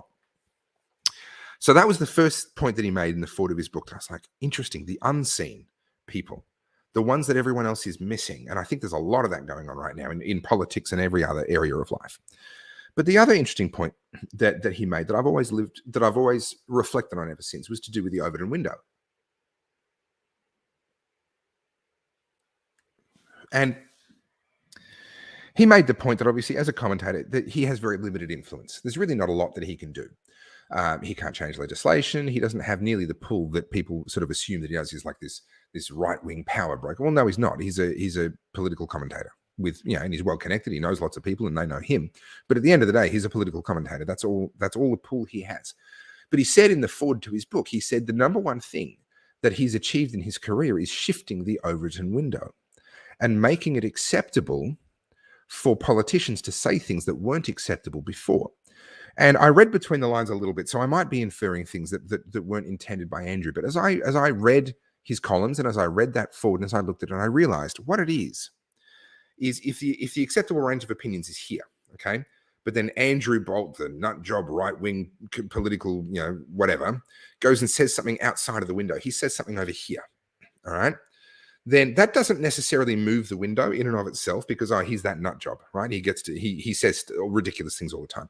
But then what a politician can do, so the opinions are here, a politician can say, well, look, Andrew Bolt's going a bit too far, but you know what I think? And they'll shift their window, not all the way to include what Andrew said, but they'll be able to move in that direction. Why? Because there's someone with profile that said a thing and the politician can say, look, he's gone too far. That's a bit much. That's a bit ridiculous. But right? And the but suddenly moves the window. And I just, and again, I'm inferring things into what he said, and I'm inferring a mechanism there that maybe he didn't intend. But as I looked at it, I went, that's it. And it really deeply resonated with me because I was in the very early days of making my videos and, really treating all this TOEFL stuff like it was a complete hobby. I wasn't taking it seriously at all. And I've only recently begun to take it much more seriously. But I was struggling with this identity of what am I? Who am I? What am I trying to accomplish? What am I trying to achieve? If someone could message my page the link to that Sky interview. I haven't seen it. I'm in the city, so I don't get Sky on free to air and I'm not subscribed to anything. So I haven't seen it. If there is a link online, I would very much like to see that and post it on my page. So it gave me clarity to go, that's what I'm trying to do. I'm trying to move the Overton window. And I can, because I'm this independent, internet nobody, I can say things that aren't necessarily acceptable to say.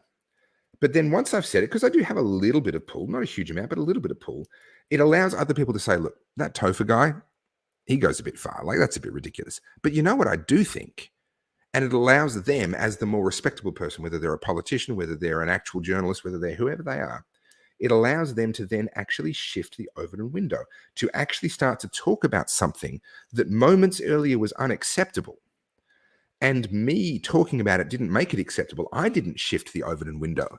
But by me going where I went, I give somebody else the opportunity to shift the Overton window in a socially acceptable manner, because they can disavow me. Oh no, open borders. Come on, like that's a bit ridiculous. But I do think we should reform immigration in these ways. You know, zero tax. Look, we can't run a country on zero taxes, but I do think that we're being inefficient here and there, right? And so by actually holding to my libertarian ideals, and I'm not saying anything that I don't actually believe, by the way, I'm not being cynical about this. I'm saying what I believe to be true, knowing that I'm in a tiny, tiny minority in Australia. There are very few genuine libertarians in Australia. And many of them would object to me calling myself a genuine libertarian. Libertarians are notorious for being able to argue with each other about who's more pure in their libertarianism. I'm not going to go down that path. But there are very few libertarians in Australia. So I know that when I say the things that I actually believe to be true, I am not representing majority opinion. I know that. I've accepted that. I've got no problem with that. I'm condemned to a life of being a relatively minor internet political commentator because I'm appealing to a tiny market in this country. But I have just enough clout that I can say things, and then other people can say, look, that's a bit far, that's a bit much.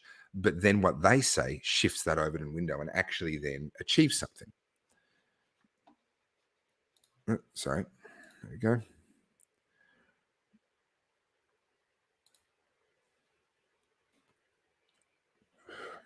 So this is the game now. We're in a game, a phase, where the media are going on the attack, and they're going to try and tear down people like Rukshan, people like Avi, maybe me, I don't know, but they're going to tear down anyone that the police and the government want to tear down. They're going after Harrison right now because he's been the latest arrest, and they're going after him with hit pieces. He's on Channel 7, whether he likes it or not. I mean, imagine if, I'm not saying they will, but if they came after me, they have so many hours of stuff to trawl through and take a little snippet and take it out of context. That they, a creative editor could have an absolute heyday painting me out to be whatever the hell they wanted. But the same is true of anyone like Harrison or these other people. They've said things online. They may not have the same profile or the same number of viewers or what have you, but they've said stuff. And there are people employed by these stations to go trawling through people's back history of internet content and treat it like a gold mine and go mining and looking for the particular little gold nuggets that they want, that they can weave into their story and portray that person to be a particular way. So that's what's coming at us from their side. What we're doing on our side, and I say we as though we're a coordinated effort, we're not. We're a bunch of individuals doing what we believe to be the smart thing or the appropriate thing or the moral thing under the circumstances that we find ourselves in. But what we're doing on our side, people like Avi and Rukshan are creating irrefutable evidence. Like, you cannot argue with what they're showing you. They're creating, this incredible record, this documentation of what's actually happening on the ground. And people like myself are then commentating and trying to put the pieces together and help people to make sense of the world and do things like what I'm doing right now, talking about the tactics, talking about the moment, talking about what's coming next and what to look for and what to be aware of. And in the process, have you noticed how far the Overton window has shifted in just the last month? Okay. Even think about what they've been calling the protesters. Think about what they were calling the tradies on Monday.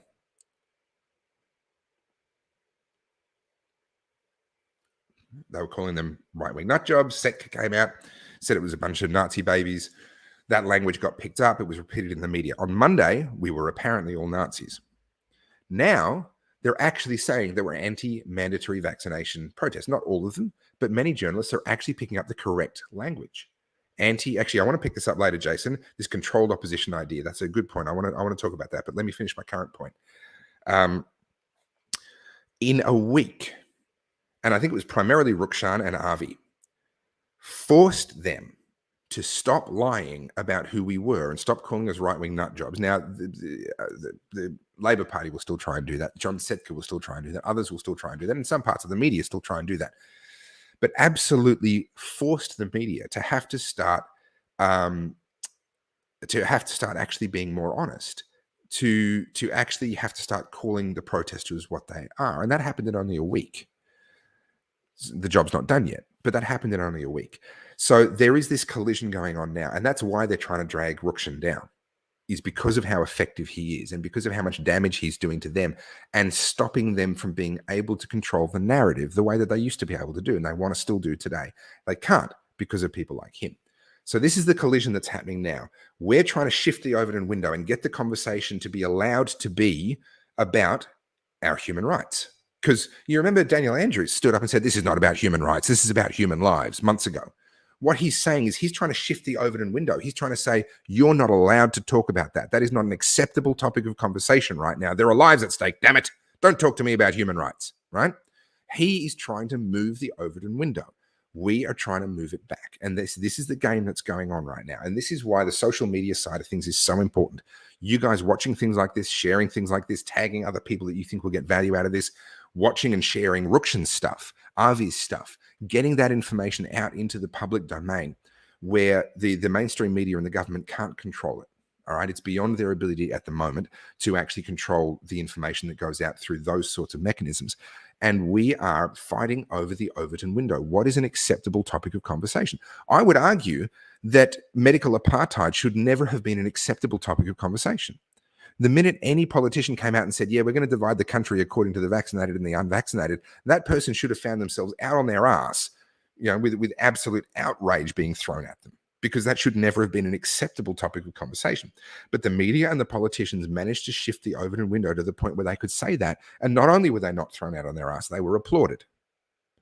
And then there's people like me and Avi and Rukshan and many others, we're not the only ones, many others who are trying to push the Overton window the other way and say, actually, the conversation we need to be having is about human rights. And anyone that wants to actually divide us according to our medical status should be being mocked out of any position of public service. That should not be something that shouldn't be inside the Overton window. So that's the struggle. That's the tug of war that's happening right now. And there's a whole bunch of new tactics coming in to continue that fight. But that's what the fight's been the whole time. It's about what is it acceptable to say. And we've seen Daniel Andrews had control of that narrative for a very long time. And the media were helping him with that.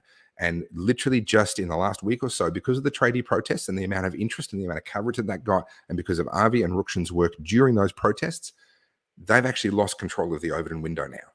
And that, I think, is the reason why they went on the attack. For as long as they were still controlling the Overton window, they were happy to keep us in the stage of they ignore us, they ignore us, they ignore us. Once Rukshan and Avi seized control of the Overton window and started moving it in ways that they didn't want, they've now gone on the attack. And that is the moment that we find ourselves in right now.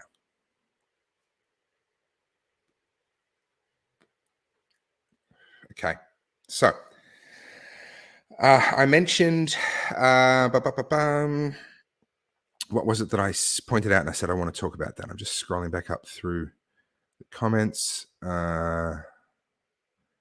Someone remind me who was, controlled opposition. Okay, right.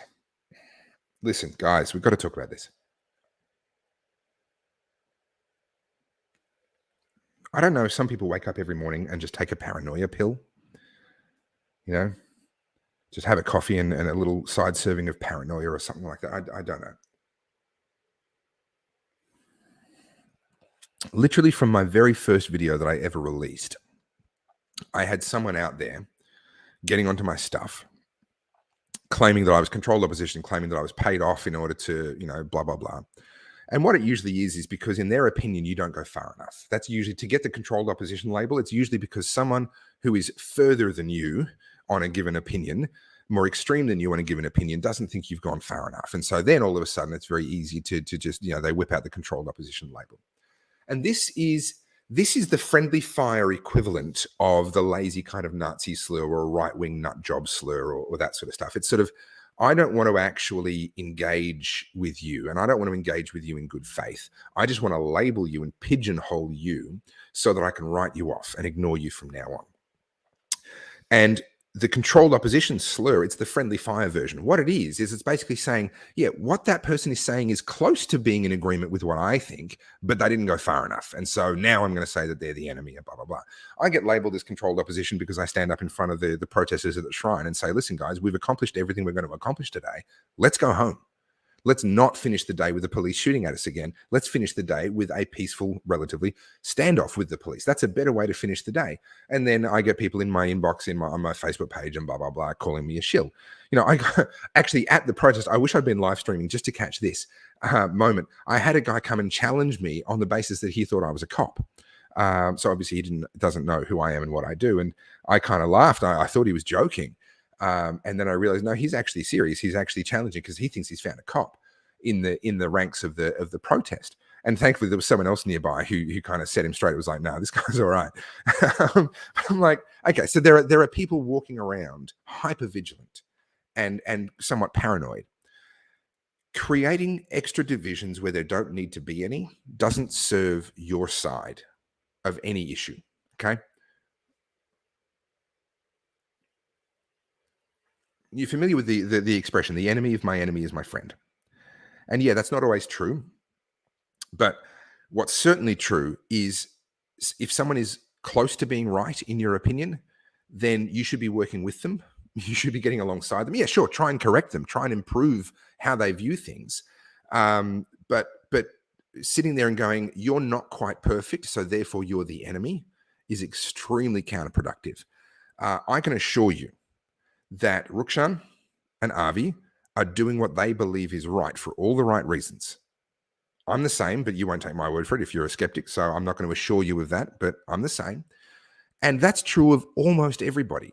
The actual number, I mean, all these videos go around. Oh, there was this person who looked like a protester. You could see them talking to a cop over here, and then that goes like wildfire. People sending it to each other. Oh, there was this person talking to the cops. He must have been a plant inside the protesters. Well, actually, no. We find out later on that person actually had been arrested, and that was the end of their conversation with the cops as they were walking away with a piece of paper with their fine in their hand, right? And the conversation had ended cordially enough that when you just took that little bit out of context, they could say, "Oh, see, he's getting his orders, and then he's heading off to join the crowd." Well, we don't know when that was taken. We don't even necessarily know where it was, etc. And a lie gets halfway around the world before the truth has time to put its pants on. So this misinformation goes very, very quickly. Now, I'm not saying there are no plants. In fact, those of you that were watching my incredibly boring live stream on Wednesday, where I was trying to get from the Victoria Market, where I was given information that there was a gathering at the Victoria Market, I went that way. Turns out at the same time, the protesters were actually heading south down Swanston Street towards the shrine, and I ended up having to chase them and got there quite late. But during that phase, I went live as I was kind of trying to catch up with them. And I'm walking along, and in front of me, there's these two homeless guys starting to have a bit of a spat between themselves. And I'm like, oh, goodness, I don't need this in my life right now. So I kind of turned the corner, allowed you to kind of turn a little bit early, and there was some big planter boxes with plants in them and that sort of stuff, big concrete ones. And I was heading left. And then a guy comes across the street, and my camera was pointing that way, and they were over there. And so I didn't catch it on the camera, but a guy comes across the street and walks up to the main aggressor out of the two and tells him to back off and calm down. And the guy has words with this newcomer who's just arrived. And the newcomer pulls out his wallet and flashes what I am sure was a police badge and says, "You don't know who I am." And he flashes this badge, and the other guy backs off straight away. And then this guy puts his wallet back in his pocket and keeps on marching, heading north towards where all the police were near Victoria, the Victoria Market. He was dressed 100% like a protester. He had a bright orange visibility vest on. He had boots on, tall, skinny, lanky guy. I got him on camera, but that moment had already passed by the time I got the phone around and it sort of clocked what I thought I'd just seen. I'm not 100% sure that's what I saw, but I'm fairly sure that that's what I saw. And combined with the reaction of the way this guy backed off, that seems to me to be the most likely conclusion. So, are there plants in the protesters? Probably. Can you identify them and pick who they are and call them out? Probably not. Right? If they're being given that job, they've been trained for that job, and they're probably pretty good at that job, right? You're unlikely to be able to catch them and call them out in the moment. Are there people in the media who are trying to appear more friendly than what they actually are, and they're working against us behind the scenes? Yeah, probably. Is labeling every single person that doesn't quite perfectly agree with you controlled opposition constructive and helpful? No, it's not. So I'm not saying it doesn't happen, but the current approach from some people is not constructive. And this controlled opposition nonsense, especially as it concerns Avi and Rukshan, has just got to stop. Like, call it out. Anytime you see it, just call it out. They have done more for us and for this freedom movement. I can't say than anybody else, because I know there's people working behind the scenes whose names I don't know. So I'm not going to say than anybody else, but anybody else that I can think of right now. And they certainly don't deserve to be being sniped at from people that are sort of on their own side.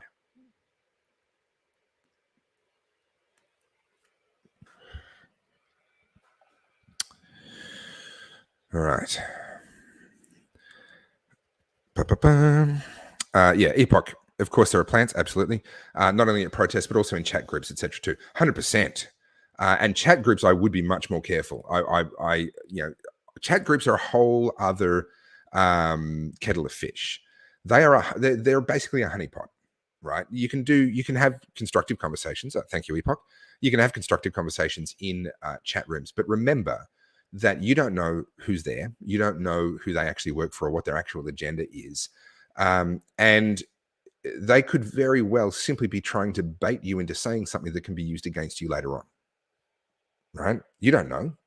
And so you think you're among friends, and someone's like, "Oh, we should just be going around hurting people, and we should go and do X to X person," and you go, "Oh yeah, all right," and you don't, you're not taking it seriously, but now they've got this screenshot, and to your shock, you're going to find at some point you get arrested, and now they're putting the screenshot up in front of a judge without any context, without anything. All right, that sort of thing can definitely happen. We see it happens a lot in the US. We know that it happens a lot over there, and we can be very sure that it's happening over here too. So I would be very cautious about what you put in writing, and very cautious about chat rooms, because there are people in there who will definitely be acting in bad faith. It is a very easy, low resources required way for the police to bait people and to get evidence against people. So I agree with that. You would need to be very, very careful in chat rooms. Michael saying that plants have been filmed and it's on TikTok. Yeah, like I said, I do believe there are plants. I'm pretty sure I saw one. I'm not 100%, but I'm pretty sure I saw one. But at the same time, we need to. I think we just need to dial down the paranoia a little bit. Some people need to just calm down a little bit. Actually, that's true. Don't forget Morgan C. Jonas. That's true. I haven't been mentioning him, but he's been doing some good work as well, and he's been doing great work supporting Monica through a really tough time for her. So both of them, I think, absolutely deserve credit as well. Okay, and this is why, Graham, you're spot on. This is why unedited footage is so important. It's showing everything involved at these events is where the truth comes through. 100%. And that's where Rukshan comes in. I used to do live streams of the entire events that I was able to get to. I've kind of stopped doing that so much now that Rukshan is there. I'd rather that he gets the views, because having one person with 100,000 views is better than having three people with those views divided amongst themselves. From a media point of view, and making the media pay more attention and realize that they're not going to get away with lying, having Rukshan out there with 70,000, 80,000, 100,000 people watching is a really good thing. So I've kind of done that less. But as you saw, if you watched my slow chat on last Monday, where I broke down what happened on the Saturday before, I was simply able to take my own footage from walking around with my camera and show beyond doubt that the media had been lying about that whole protest. And that's because of that long form coverage that gives you that history and gives you that perspective that you can then explain things. So the FBI, sorry, that's not the one I was looking for. But yeah, recently an FBI, yeah. So they make movies about this stuff. I didn't mean to click on this, but it's a good point. Recently there was a kidnap plot, and 12 out of the 14 were FBI informants. And there's kind of this joke that goes around. So I've been to America a bunch of times. And so I'm in a few different American Facebook groups, and one of them is about guns and shooting and that sort of stuff. And they make this joke. It's a meme. This guy's face kind of looking shocked, and the caption was, when you go to the shooting range with a bunch of your buddies that you've only met online, and they all show up in identical black Suburbans, right? And it's that kind of like, chat room honeypot. They get you to say things, and then you meet in person, and it turns out they've just been baiting you the whole time. The exact same thing can be happening. Okay. Rukshan can only be in one place at one time. Absolutely. And that's why there was a moment at the shrine when he was out of position. And so I did start streaming again until he got into position. And once he was in position, I stopped again. So absolutely, all of us working together to try and make sure there's coverage of all the stuff that matters is important. Daniel, spot on. The live streams prove how much the media lies. It 100% does. And that is why they've had to shift their narrative. What Rukshan did by live streaming for hour upon hour on Monday and Tuesday and Wednesday is he made it impossible. The Overton window closed on this right-wing nut job lie, right? He, just by standing there with a camera and live streaming, he closed the Overton window on that lie. And that's why it's so important. A lot more people are buying equipment to self-report, 100%. And that's a good thing. I would say, though, that again, my philosophy of in this moment in time, let's get Rukshan's numbers as high as possible. And no disrespect to Avi, but he brings a huge amount of value with the reports that he then edits and compiles afterwards. And you can watch that. But when you're watching live, I mean, watch them all. Have one on a phone, one on a computer, one on the TV. Like watch them all. But we need that number on Rukshan's stream to be as high as we can possibly get it to be. That one headline number, that's the one, the media, if they report on it or if they're looking at it, they're going to report on one number or they're going to look at one number, and we need that number to be as high as possible. So this, that's a really good question. As I've said many times before, I'm of the view, and I'm quite convinced that Daniel Andrews is a psychopath. And the nature of psychopaths is they can be quite strategic and they can be quite clever. They tend to be very intelligent. And I believe that Daniel Andrews has not mandated jabs for the police because he knows that it will split his support within the police. We've seen them attempt to do that in New South Wales and in Queensland. We've seen them attempt to bring out these mandates, and all of a sudden they've been getting pushback from within the police. Daniel Andrews has not made that mandate, and as a result, he's not been getting the same pushback from within the police. So I think that's an intentional tactical move on his part. I think he knows how incredibly unpopular such a mandate would be if he tried to push it through. And because he's being propped up by the police, he's not going there. And I don't think he will anytime soon. But then again, he's done a few stupid things. So who knows? But I wouldn't expect a lot of movement on that in the near future.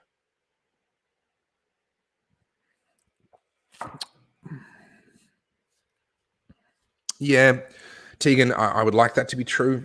It is amazing how long these people can cling on for, though. Eventually, he'll get dragged down. He'll get dragged down by his own party eventually, but I don't think that'll happen until much closer to the next election. So the next election is in November next year for the state, and that's when a lot of the other Labor MPs are going to be looking at the numbers and looking at whether they're going to win their seat. And they're sitting there going, I don't think we can win this election, or I don't think I'll win my seat if Daniel Andrews is in charge. And that's when we might see it happen. It'll be it's a rats abandoning a sinking ship type of scenario. They're not going to, I don't think any of the politicians in the Labor Party have the courage to actually speak out for what's right. And I think Daniel Andrews has a reign of terror inside the Labor Party. And I think once he's torn down, there's going to be a lot coming out about him and about the way he controlled the party and how afraid people were and how abusive he was behind closed doors. I think there's going to be a lot of that sort of stuff coming out, but only after he's been torn down. Is there a chance they won't go to an election and continue the emergency order? It's an interesting one. And that's one of the ones that I've previously just dismissed. But I'm learning not to do that because a number of things that I've dismissed as just too far-fetched have actually happened since. So I need to stop thinking in honorable terms and start thinking more like Daniel Andrews. I don't think so. But the one thing that could trigger that is if some idiot goes out and targets a police officer in the street or a politician in the street and actually attacks them violently, then that would be justification for Daniel Andrews to introduce proper martial law. As much as the lockdowns have a very close parallel with martial law, they're not technically martial law. But if some idiot goes out and actually targets a police officer or targets a politician, then that would give him the pretext to do that. And at that point, all bets are off. I mean, that could really get ugly at that point.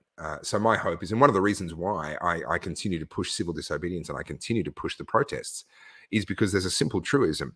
If you take away people's ability to achieve peaceful change, then some people are going to start looking for the other option, right? And civil disobedience done right is completely peaceful. Protests, as much as it is in our power, are peaceful. And it's only when the police give us no other option that it actually comes to a confrontation. So these are peaceful ways to push back, or at least they're peaceful up until the police come in and make them not peaceful. And if we take them away from people and we take away every single peaceful option for trying to speak out and trying to bring change, my fear is that someone will go and do something stupid and that will become the pretext for martial law. And that could then become the justification for, no, we can't have elections yet. We're in a state of martial law, we're in a state of emergency, we're in a state of whatever. So We need to be smart, and we need to use whatever influence we have over others to keep the tempers below boiling point as much as possible, and encourage people to channel their frustration and their anger, which is justified frustration, justified anger. They're not wrong to feel that way, but we need to channel that towards the peaceful options that we have left, and to get really creative about how we engage in those peaceful options to minimize the amount of collateral damage to us. Um, so that it's sustainable. We can maintain and sustain ongoing non-violent civil disobedience and protest, etc., and give people an outlet. Because if we take away that outlet, I'm quite concerned about what could happen and then what the reaction to that could be. So that's all I'd say. Okay, loved your video about options, but there are more options like preparing for elections. Yep. We've got a federal election coming up in March, somewhere between March and May. It's not a set date, and then a state election in November of next year.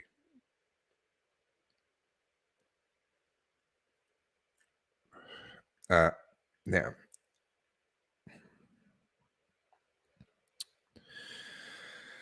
yeah, the good question, Steve. Why is Daniel Andrews so intimidating? It's an interesting one. My understanding is he's reasonably tall. I don't actually know that for a fact, but that's just my understanding. Is that he's reasonably tall, but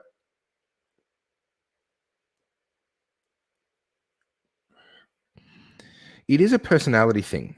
Okay, most people who go into politics, and particularly the people that succeed in getting pre-selected, etc., they're not natural leaders. They don't have any natural leadership in them. That's not conducive to getting elected into a major party. You have to be a team player, right? You have to be the person that's going to sit on the committees and have all the long meetings and the long-winded waffle and mind-numbing reports that no one can make head nor tail of. That's the game that gets played within political parties.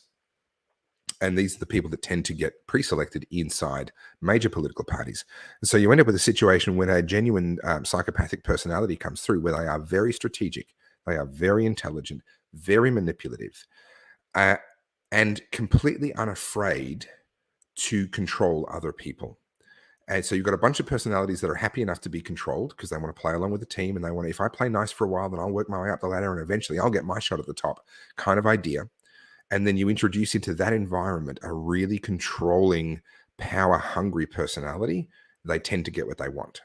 And you see it in the corporate world as well. It's not exclusive to politics. You see it in the corporate world as well. I suspect that he rules by force of personality and by being quite devious and quite controlling and manipulative. And I think the stories will come out once he's been torn down, and we will find out that behind closed doors, he was incredibly volatile, that he would shout and blow his stack over nothing. I also know people that went to school with him, and they tell me that he was a kleptomaniac. He would take things, steal things, and then lie. And everyone knew he was lying. He would be caught red-handed sometimes, and he would just try and lie and bluff his way through it. I would suggest that he probably has the capacity to convince himself of his lies. He's a pathological liar. And so he has the ability to believe it's the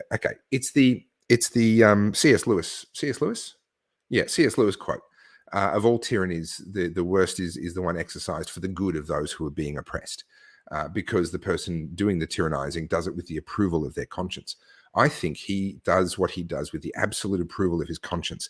And so you've got this really, really toxic combination of a really unpleasant, nasty personality for whom nothing is off limits, but whose self-righteousness is absolute and whose belief in their own rightness is absolute. And I think when you put that personality into a major party where most of the personalities are incredibly weak, they're always checking which way the wind is blowing before they express an opinion, and then you put that such a strong personality in there, I think they just control people by force of personality.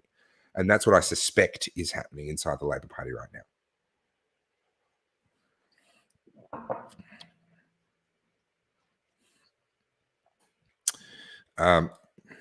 Yeah, in my opinion, now I'm not a psychologist, but in my opinion, if you actually go through not the Hollywood psychopath, axe murdering, whatever, no, that's not what psychopathy is actually about.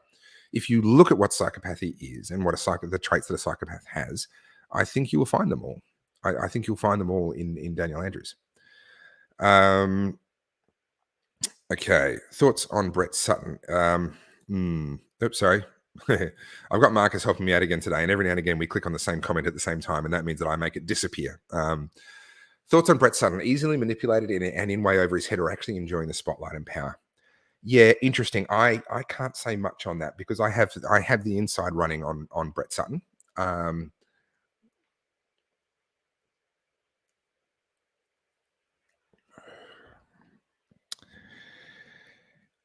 He means well, but is incredibly weak and unwilling to give up a career of working his place into his position to actually do the right thing.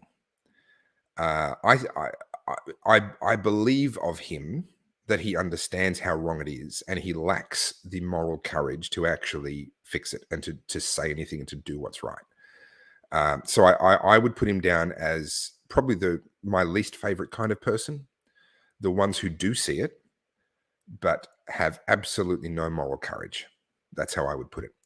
The really concerning thing is, as I discuss with people inside the police force, uniformed officers, etc., some of whom can be, they're not senior, but they're up there. They tell me, be careful tearing down Brett Sutton because he's the best of a bad bunch. And if you tear down Brett Sutton, you're going to end up with somebody even worse. I don't know if that's true or not, but that's what I'm being told. And that's a bit of a worry. If that's the caliber of person that is now densely populating the leadership of VicPol, well, number one, that explains a lot. A lot of things make sense in that context. It explains a lot, but also it really kind of leaves us with nowhere to go. If this is the best that they've got, where do you go?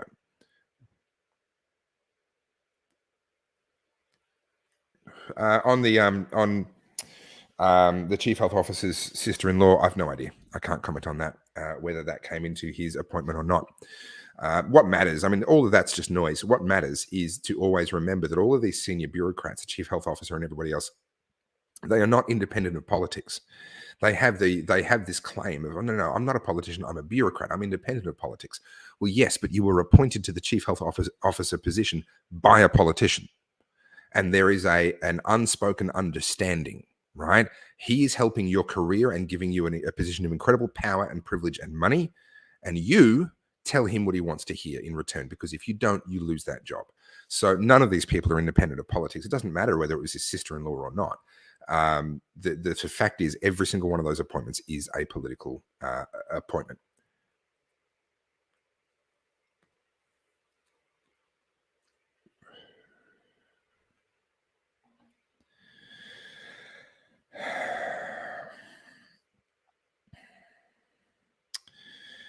Yeah.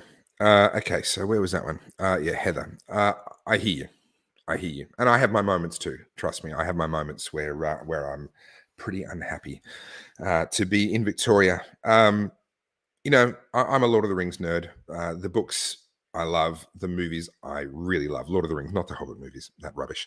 But the Lord of the Rings movies I really love. And there is that moment in the Lord of the Rings, and I apologize for nerding out for anyone that hasn't seen this, where Pippin, one of the hobbits, and Gandalf, the White, the wizard, are at the city of Minas Tirith, and they know that they're about to be assaulted. They know that Mordor is coming. Minas Morgul is emptying. All the armies of Sauron are coming to lay siege to Minas Tirith, and it's going to be a bloodbath. And Pippin is sitting there and lamenting, and Gandalf says to him as part of the conversation, he says, we don't get to choose the times that we live in. We only get to choose what we do in the times that we are given. And that's the sad reality. I mean, that Lord of the Rings was written by Tolkien, and he was a survivor of World War One and understood, in a way, the fatalism that comes with that. Being stuck in the trenches in World War One. I mean, psychologically, how do you deal with that? And I think his work, The Lord of the Rings especially, is really colored by that experience, and the psychological impact of what he suffered in the trenches in World War One is really kind of laid bare, and especially in the journey of Frodo and Sam. The journey of Frodo and Sam, I think, in a way, was a cathartic journey for him to write, and he's taking us through in a way part of the emotional arc and the psychological arc of a soldier in such a horrific war. So I have my moments as well, but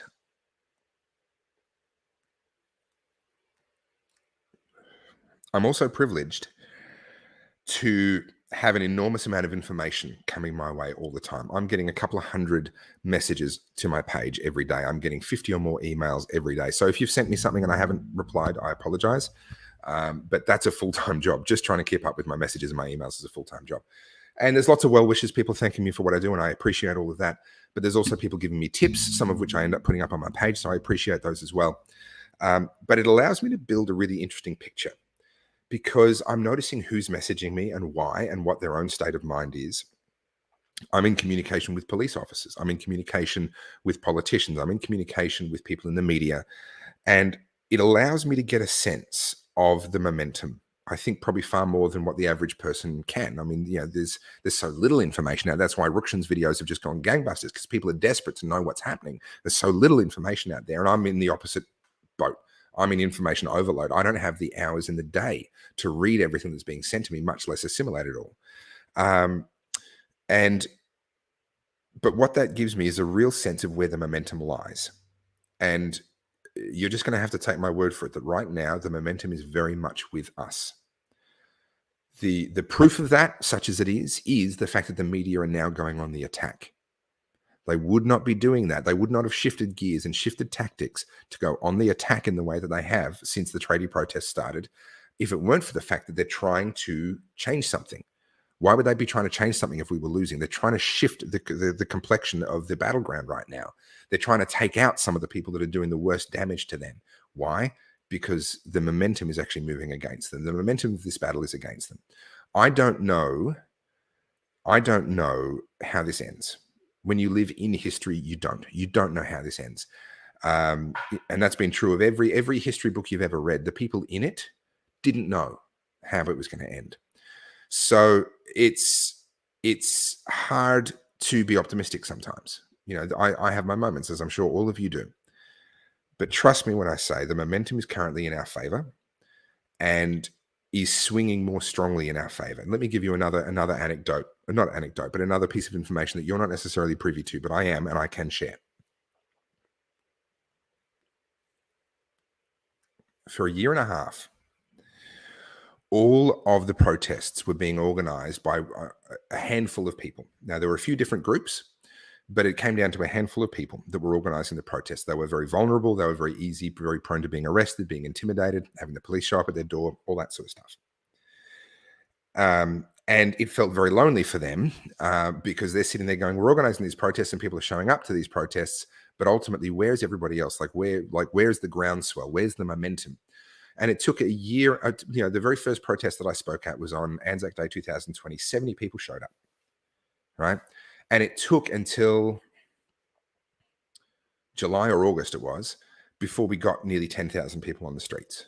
And sorry, not July or August of the same year, July or August of the following year. It took us like 14, 15 months to get from 70 people to 10,000 people. That was a hard slog. What's happened recently with the tradies coming out and protesting, now the nurses coming out today and protesting, these are protests that have nothing to do with the people that did those hard yards, that did that slog and kept that momentum going for that excruciatingly painful length of time and built that momentum. Now, all of a sudden, it's becoming truly decentralized. And these other groups that are being affected, they're getting the mandates put down on them, and they're now going and organizing their own things and organizing in their own ways, initiating their own court cases for their own, representing their own industry interests, etc. This is becoming a genuine hydra. Now, these other groups are new. They haven't been battle hardened the way that the protest organizers that have been doing it for over a year have become. They don't have the on the ground tactical understanding yet, but there's more of them and there's more coming all the time as these mandates roll out and start to affect more and more industries. More and more people are going, fuck it. I've been sitting at home angry for too long doing nothing. I'm now going to start showing up to protests. I'm now going to start doing something and being more active. Mark, I think that was inevitable. I think it had to happen. The city is locked down so tightly, and with the anti-terror squad now just basically shooting people on sight, it had to happen, moving it out to suburbia. And I think what we're going to start to see is a real decentralizing of the location of the groups. People are going to be holding different protests on the same day, not even know that each other are necessarily doing it, because one's an industry-specific one for these people, it's going to be held over there, and one's a more public one that's going to be held over there. And early on, when we had very few people in support, that was a problem. Dividing the crowd was a problem. Now it's actually a good thing, because it now divides the police resources. Understand, the police at their best can put 2,000 people on the ground. On Saturday's protest 2 Saturdays ago, the one where we got kettled twice and we broke through, they bust in people from country police stations. They didn't allow anyone to take the day off. They threw everything at that particular day, and they were able to get 2,000 people. Now, 2,000 officers all focused on one protest is a lot. 2,000 officers who are now scrambling and playing catch up because there's things happening in different locations is a much more difficult thing for them to actually accomplish. Their officers are also getting tired. They're getting sick of it. They're getting jack of it. And a lot of them actually sympathize with us. Again, they lack the moral courage to actually stand up and do anything, but they're getting pushed quite hard right now. And they're hating the fact that now there's these images going around the internet of, they know that it's them, we don't, but they know that it's them in their body armor and their helmet and the mask and standing there with a gun in front of a jolly bakery in suburbia. They're hating that. And as we keep this pressure on, and as this becomes a hydra with so many different groups, like, they can arrest whoever they want now. This isn't stopping, right? That's not obvious yet to the naked eye, but I can tell you, looking at the momentum and looking at what's happening behind the scenes, what's being created now is a movement, not a group of people organizing a resistance. It's now, we don't even know who's organizing stuff now. There's too much going on, and there's too many different people all doing their own thing. So I think we are, and the protesters have learned. We've learned, as I'm a protester. I'm not an organizer. I'm a protester. We've learned. We all understand when we go to a protest, we've got to gather, get a critical mass together, and then get moving. Right? These are things that we've learned the hard way. I think the momentum is in our favor, but the nature of this, the media are going to turn much more slowly than public opinion. Public opinion is moving in our favor. We still don't have a majority, but public opinion is moving in our favor. The media are moving. They are moving. They're just not moving as fast. And then politicians eventually are going to find themselves playing catch up. And this is where we're going to see, it's going to get really interesting as the Victorian election draws closer. Because if the shift continues, and it's going to be slow, but it'll continue in the direction that it's moving in, then by about April of next year, there's going to start to be Labor Party MPs getting nervous. They're on this cushy MP's salary. They like the attention. They like the power that it gives them. They like the status that it gives them. They don't want to lose an election. That's not how any politician wants to end their career. And what you're going to get is two things.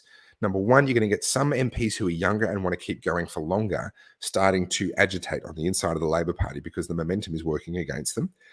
And you'll get other MPs that are older and towards the end of their career choosing not to run again, right? Because if you're going to lose your seat anyway, why have that on your record? I resigned from politics. I decided to end my career. Why lose an election if you don't have to? We're going to start to see that happening.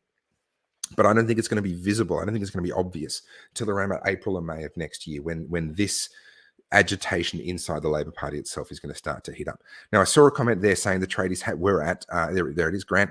Sorry, I'm just going to grab Grant's comment. Many tradies have been going to the previous protests. Yes, you're absolutely right. And I don't know how I phrased things earlier. I certainly haven't intended to say that they weren't. But certainly seeing the tradies arc up in the way that they did, particularly against their own CFMEU leadership, was fantastic. And the violence is a result of knowing that you're going to be assaulted by the police. Absolutely. People in the thousands are waking up. It's not rocket science as to what's happening. And thank you. I appreciate the compliment. Yeah, more and more people are looking at this and going, this has just gone too far. This has just gone too far. And unfortunately, not everyone gets there straight away. I mean, I was there in March of 2020, but we have to just wait and give people time for the penny to drop for themselves.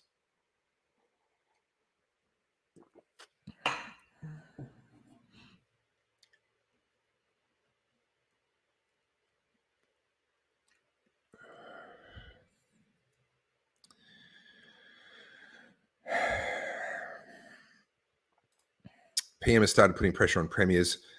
Do I think that public protest will drive his agenda?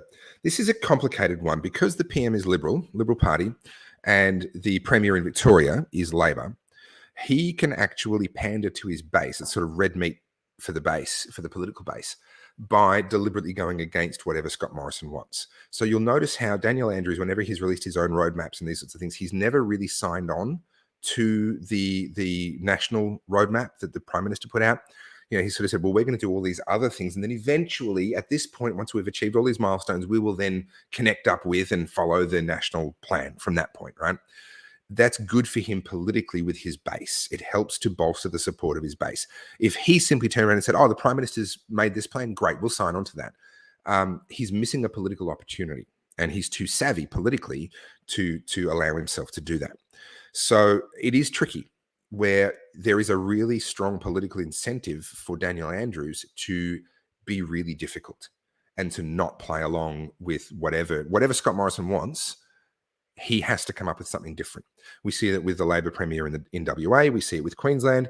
The person of the major states, the person who surprise has been the most cooperative has been Gladys Berejiklian, because she is a Liberal Party Premier. And so she's played along a little bit more nicely, I think, with what the Prime Minister is trying to do. So there's some perverse political incentives there. And we're going to see that game continue to be played. Daniel Andrews won't, at any point, I don't think, simply sign on to ScoMo's plan, whatever that looks like, even if it's the right one. Politically, he won't do it. Did I see in Spain the protesters using water bombs with paint in them? So colourful. It was a very pretty picture. I will give you that. And I think it's a great idea for a new police uniform. Instead of all this black, they should do rainbow pride, right? Paint covered rainbow pride riot police. I reckon that'd go down really well.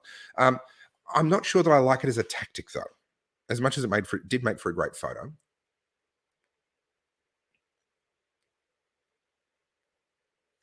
It's really difficult to know what the right direction to go is. I mean, ultimately what we need that moment to happen where the police finally crack, and even if they don't join the protesters, they at least start turning around to their superior officers saying, I'm not going to do this anymore. Right? We need them to get to that point. And speaking in purely human psychological terms, this is not what I wish at all. This is not what we should do at all. But there's two ways to do that. Number one, you basically bully or intimidate someone out of doing a thing. The other way is to appeal to their conscience, which is the way that I think we should be going, more the Mahatma Gandhi kind of approach. Gandhi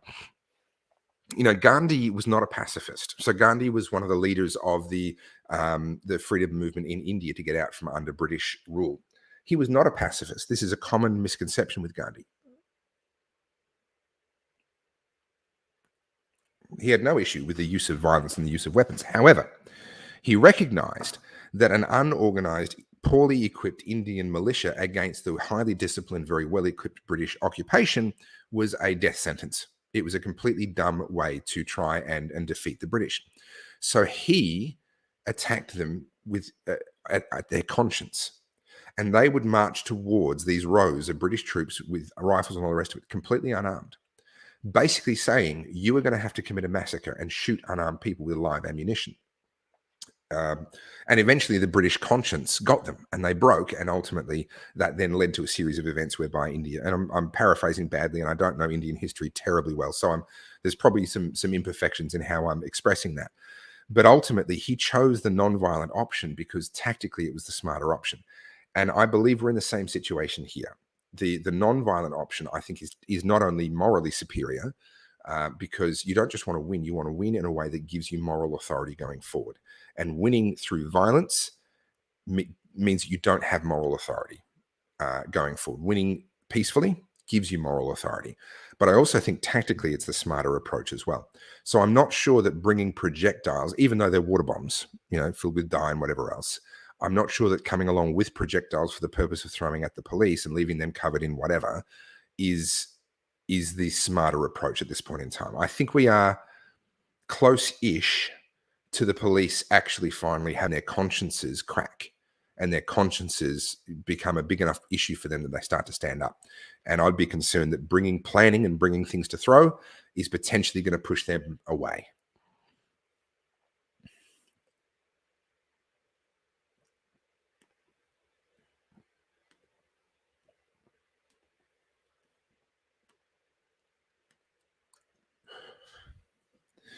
Interesting. Joe Barker's comment.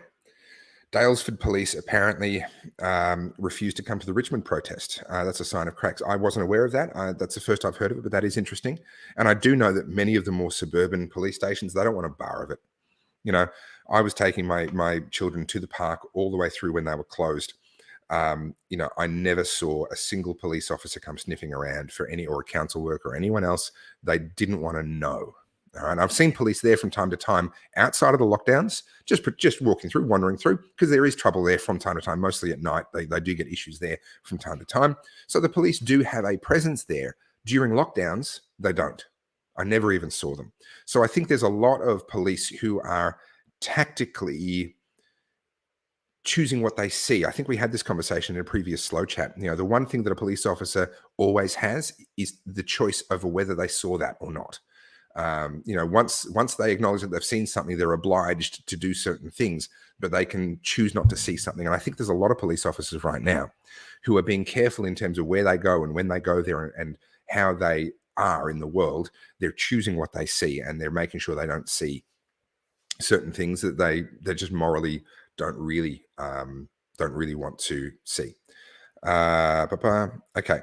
Can you talk about the morality of breaking through the police lines when trapped? Okay, so this comes down to the theory of violence and morality around the appropriate use of force, which is a dangerous thing for me to talk about because it leads to me saying things which someone could clip and take out of context and use against me in the future. So I have to be circumspect how I discuss this, even at a theoretical level, right? Because you will understand the context and you know me well enough to know where I'm coming from and my absolute stance against violence under almost all circumstances. I'm not a genuine pacifist, but I'm non-violent under almost all circumstances. But to discuss the theory of violence for a moment, this thing's trying to go out of me. Give me a sec. I am of the view that violence is an unfortunate reality of the world that we live in. I think that's a fairly safe thing to say. You can look around the world and there's violence being used every single day in all sorts of different ways. Most of it awful, most of it morally wrong. However, there's an interesting, let me put it to you this way. This is something that I gave a lot of thought to when I was in the Army Reserve. I was in the Army Reserve for, I think it was just under 3 years in the end, where my conscience got to me and I realized what I'd signed up to, and I couldn't in good conscience stay and continue to be a part of it. There was a really interesting thing that I came to realize, because as a soldier, what you sign up to do, so the role of the infantry as it is taught and drilled into us in the army, the role of the infantry is to seek out and close with the enemy, to kill or capture him, to seize and hold ground, and to repel attack by day or by night, regardless of season, weather, or terrain. Okay? That's the role of the infantry. Seek out and close with the enemy, kill or capture him, seize and hold ground, repel attack by day or by night, regardless of season, weather, or terrain. Now, if you were to take that approach to life generally, you would be an absolute monster, right? If you just take, in general life, my role is to seek out and close with my enemies, to kill or capture them. You're a serial killer. You're a monster at that point, and you have no place in a civilized society. And that's true. That's fair. But what the army is acknowledging is that there is a context into which you can put a human being where, at least in the view of the government and in the view of the army, it is morally acceptable for them to behave in that way. There's this context where that becomes acceptable. And we know that because that's literally what the government says when they make that the explicit role of the infantry that they train us to remember.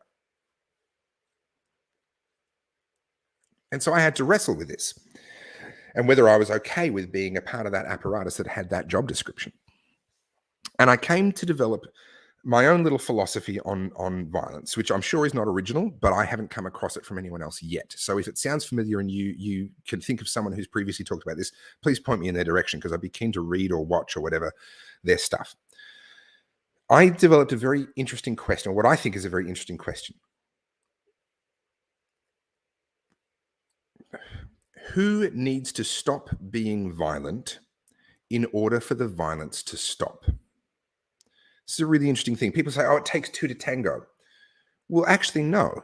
It only takes one side to want to be violent in order for there to be violence. So let's talk about protests. As I proved beyond a shadow of doubt last Monday in my slow chat, where I played excerpts of the video from the previous Saturday, we as the protesters actively avoided confrontation and by default, therefore, actively avoided violence as much as we could, every single opportunity that we had. Violence still came and found us in the form of the police chasing us, eventually kettling us, and wanting then they were going to use acts of violence on us. Now, you could argue that, oh no, they weren't actually going to use violence. They were just going to keep you in place until they could arrest you and blah, blah, blah. Well, that is a form of violence. Now, again, we then get into different types of violence and what's the moral hierarchy and when are you allowed to use this type of violence against that type of violence. I don't want to go too deep down that rabbit hole. But at that point, once they had us caught, there was going to be violence. Why? Because they had brought it to us. So in that situation, who needs to stop being violent in order for the violence to stop? Well, it's not us, because we haven't been violent up to that point in time. It's the people that kept on chasing us in order to exact and enact violence onto us. What was really interesting, so we broke through that police line in just about the least violent manner possible. We pushed our way through. Now, yes, there were a few individuals who did things they should not have done. And if you can watch the video, you'll see me calling one of them out. One of them, that they did something right in front of me. You'll hear me and you'll see me calling them out and telling them to get the fuck off the police officer and fuck off. So we weren't perfect. I'm not claiming that. But pushing through a police line is about as non-violent a way to end that confrontation as you could possibly imagine. If your focus is to get the violence to stop, then sometimes you need to use a level of force against the person that's bringing the violence. And pushing through that police line was the least violent option that we had left to us once we'd actually been kettled in that way. Now, what's really interesting is once we broke through that police line, the police gave up. They stopped chasing us. And guess what? For the rest of the day, there was absolutely no violence. So I bring it back to my question. Who needs to stop being violent in order for the violence to stop? It was the police. It was the police needed to stop trying to create confrontation and to create violence. And as soon as they did that, as soon as they stopped chasing us, there was not another violent incident.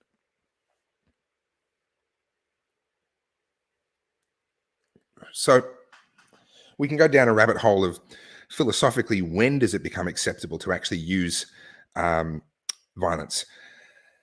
And I'm going to step away from talking about protests here, and I'm going to be circumspect in how I say it because I don't want this to be selectively edited and used against me, because I know that there will be people who will seek to do that to me at some point in my future. I'll be 30 years time and someone will decide to do a hit job on me or something. Who knows?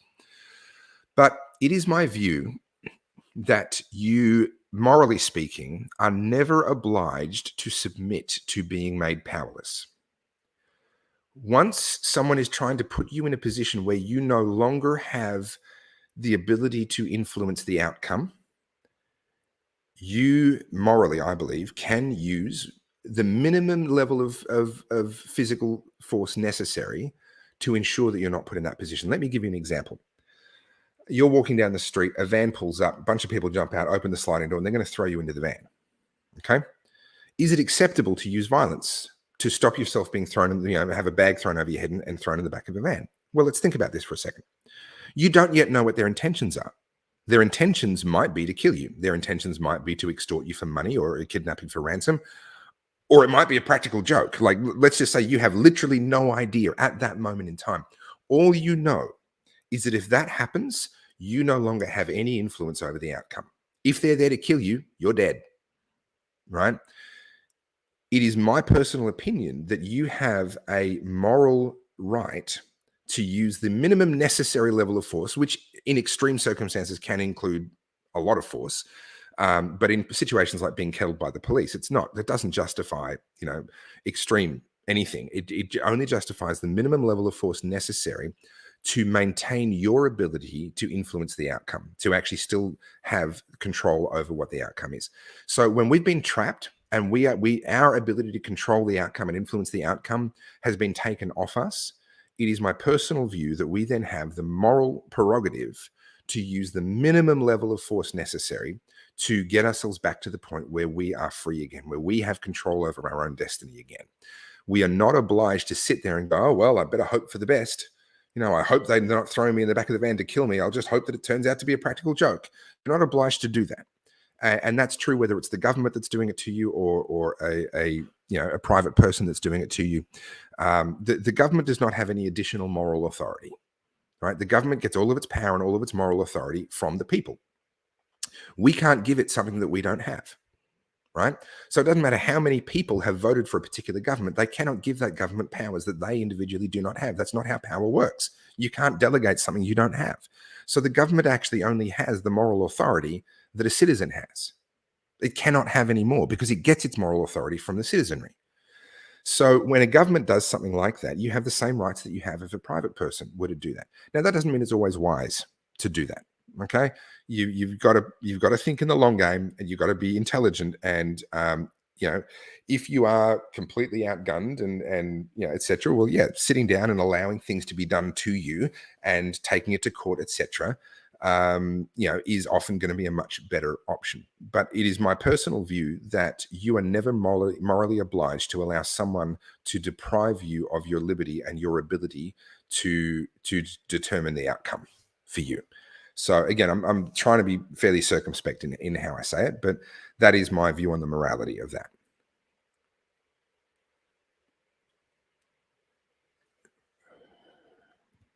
that. Tomorrow, this is you're absolutely right. People need to be on side. Smearing protesters is designed to make them unpopular and avoid more people joining. Yeah, and we need to be one. We need to get together and support each other and put aside any little differences between us and actually just work together. Yes, I believe there are a number of court cases coming up where the police are actually on trial for their behavior and for bringing violence into a situation. And that's as it should be, because they don't have more rights. Just because they're wearing a uniform, that doesn't give them additional moral rights. They are servants of the people. They are their morality, their power is delegated to them by the people, and therefore they have only the same moral authority as what the people have. Yeah, what are my thoughts on a rise in businesses not supporting vax mandates and choosing to support unvaccinated customers? We're seeing that now, and there are some really good people working in the background talking to businesses. Some businesses are putting up signs and that sort of thing. This, I think, is really necessary and really good. And the more it happens now, the better. If people wait until all the mandates are pushed through and blah, blah, blah, and then start arcing up and saying, oh, we won't obey, it's kind of a little bit too late at that point. But if we can get a massive movement going with an enormous number of stores saying, I'm not going to do this, I'm not going to go along with this before it's actually been passed, then hopefully the psychopath in chief will moderate his ambitions in order to not get embarrassed, in order to not humiliate himself by ramming through something that just gets completely ignored. He will moderate his ambitions and perhaps not pass the same laws that he might have otherwise passed. I had a funny conversation with my granddad a long time ago. He's now passed away. He was a tennis nut. He personally knew Rod Laver and others. He was a tennis player until one of his legs got shortened, and then he became a tennis coach. And for most of his life was coaching tennis and restringing tennis rackets and doing that sort of thing. He lived and breathed tennis. And we were there for Christmas. No, it can't have been Christmas. We were there during, it must have been the Australian Open, because it was on during the day. And the TV, if there was tennis being played anywhere in the world, it was on, and it was on the TV. And it was a long time ago, so I don't even remember for sure which player it was, but it was a Pat Cash type player. Could have even been a McEnroe. Might have even been long enough ago that it was a McEnroe. One of these really fiery players who would argue with the umpires and would yell at the lines people and that sort of stuff. And I remember asking my granddad, I said, why does he bother? Because they never change their decision. I've never, I've been watching tennis for a while by that point. I'm like, I've never once seen a decision get changed because he argued and he fought and he chucked a wobbly and had a tantrum. And my granddad said something that stayed with me ever since. He said, yes, but the person who was on the receiving end of that's never going to forget it. And next time there's a close call, next time there's a line ball decision that could go either way, it could influence them at that point to actually go, I want to call that out, but it was close. I'm going to go the other way this time because I don't want to be on the receiving end of another one of these tantrums.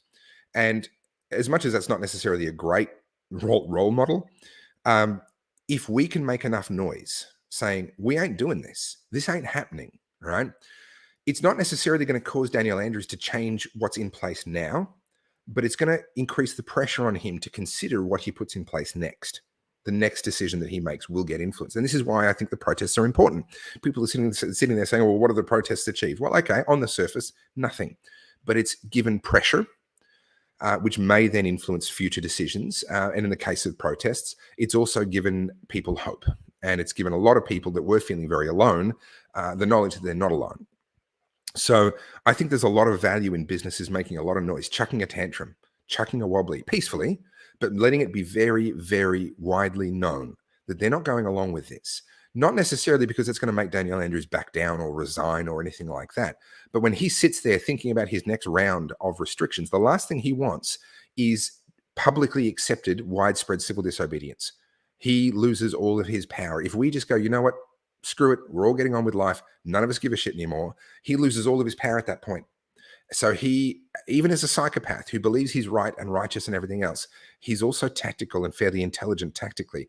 And I think he would be on notice as more and more stores are getting on board this campaign, that he's got to factor that into the decisions that he makes going forward. So I think it's a good thing. And I think we need to encourage those stores and thank those stores.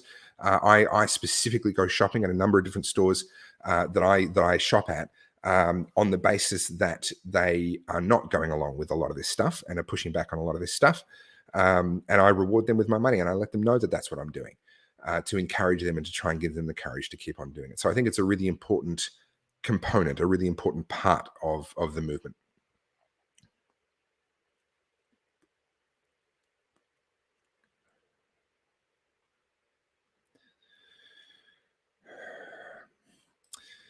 Is there much left for him to do to us? If left to his own devices, yes. But he's not being left to his own devices, and we're making sure of that. Civil disobedience every day, and not just with protesting, 100%. That's the new phase that we need to really focus on and move into. The protests need to go on, but civil disobedience needs to become widespread. And I know for a fact that it is. You can see it with your own eyes. The number of people at parks having picnics, catching up with friends, both parents being there, which is against the rules, kids over 12 being there, which is against the rules. The widespread civil disobedience is growing, and that I think is one of the most important things that we can be doing right now. Best and Less has gone woke and will go broke. I certainly hope they do. I think they need to be punished by the market for this, and I certainly won't be shopping there again. Not that I was a big spender at Best and Less, but I certainly won't be going there again.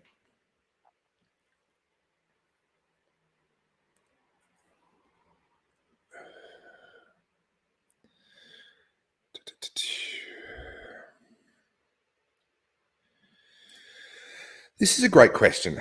And I first had to face this question when I really went deep into the whole Murray-Darling Basin stuff. And a lot of farmers would ask me, and they'd say, oh, are they ever going to go to jail for what they've done to us? Are we ever going to get justice? And my honest answer, as much as I knew it's not what they wanted to hear, my honest answer had to be probably not. Okay. I do think the circus will come crumbling down. And I think a lot will be exposed. Do I think that the people who belong in prison will end up there? I want to lie to you and say that I think that will happen, but I'd be lying. Understand that politicians, the last thing politicians want is to set a precedent where politicians are being held accountable, right? When we tear Daniel Andrews down, the person that takes his place is another politician. And the last thing he wants is to be in a situation where Daniel Andrews goes to prison because of, let's say, the hotel quarantine fiasco. 800 people died. He goes to prison for manslaughter because he was the chief executive officer of the organization that had the workplace safety failing that led to those 800 deaths. No politician wants to set that precedent. So I think it's going to be very difficult to actually see justice be done. I think it'll all come crashing down, and I think we can achieve a great victory in terms of getting our freedoms back and potentially even pushing well past where we were in 2019 and actually winning back a lot of the freedoms that were lost in the decades before. But I can't honestly predict that we're going to see justice get served in this particular case. I just don't think so. Aldi and 7-Eleven are my favorite places to shop. They never give me a hard time about masks and sign in. Yeah, look, I've only been asked to sign in one time, and I just said no, thank you, and kept walking. And they didn't do anything further after that point in time.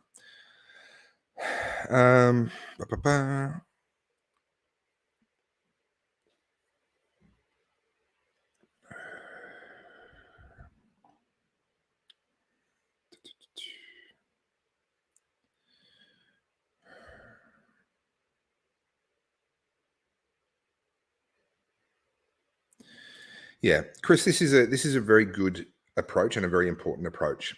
Not ostracizing the people that right now disagree with us. The people that are coming on our side now are the very same people that opposed us for the last year. Okay, and we need to ensure that even when we're having an argument or having a disagreement with someone, that we're not burning that bridge. I've talked before about triage in relationships and choosing where you put your energy in relationships and not bothering to put energy into relationships that are beyond saving. And I stand by that. But that doesn't necessarily mean burning the bridge. And every chance you get, that thing, people won't remember what you said, but they'll remember how you made them feel, right? That's the approach that we need to take to any and every conversation that we have right now. Because the people, ultimately, if we're going to win this, we need a lot of people who right now are arguing against us still to eventually actually either become silent or ideally actually come and join us. And that's not going to happen if we ostracize people too much. And yeah, simply saying, I'll still be here and I'll be your friend, and I'm fighting for your rights right now. And when you're ready to come around, you'll be more than welcome. Is exactly the approach that's needed.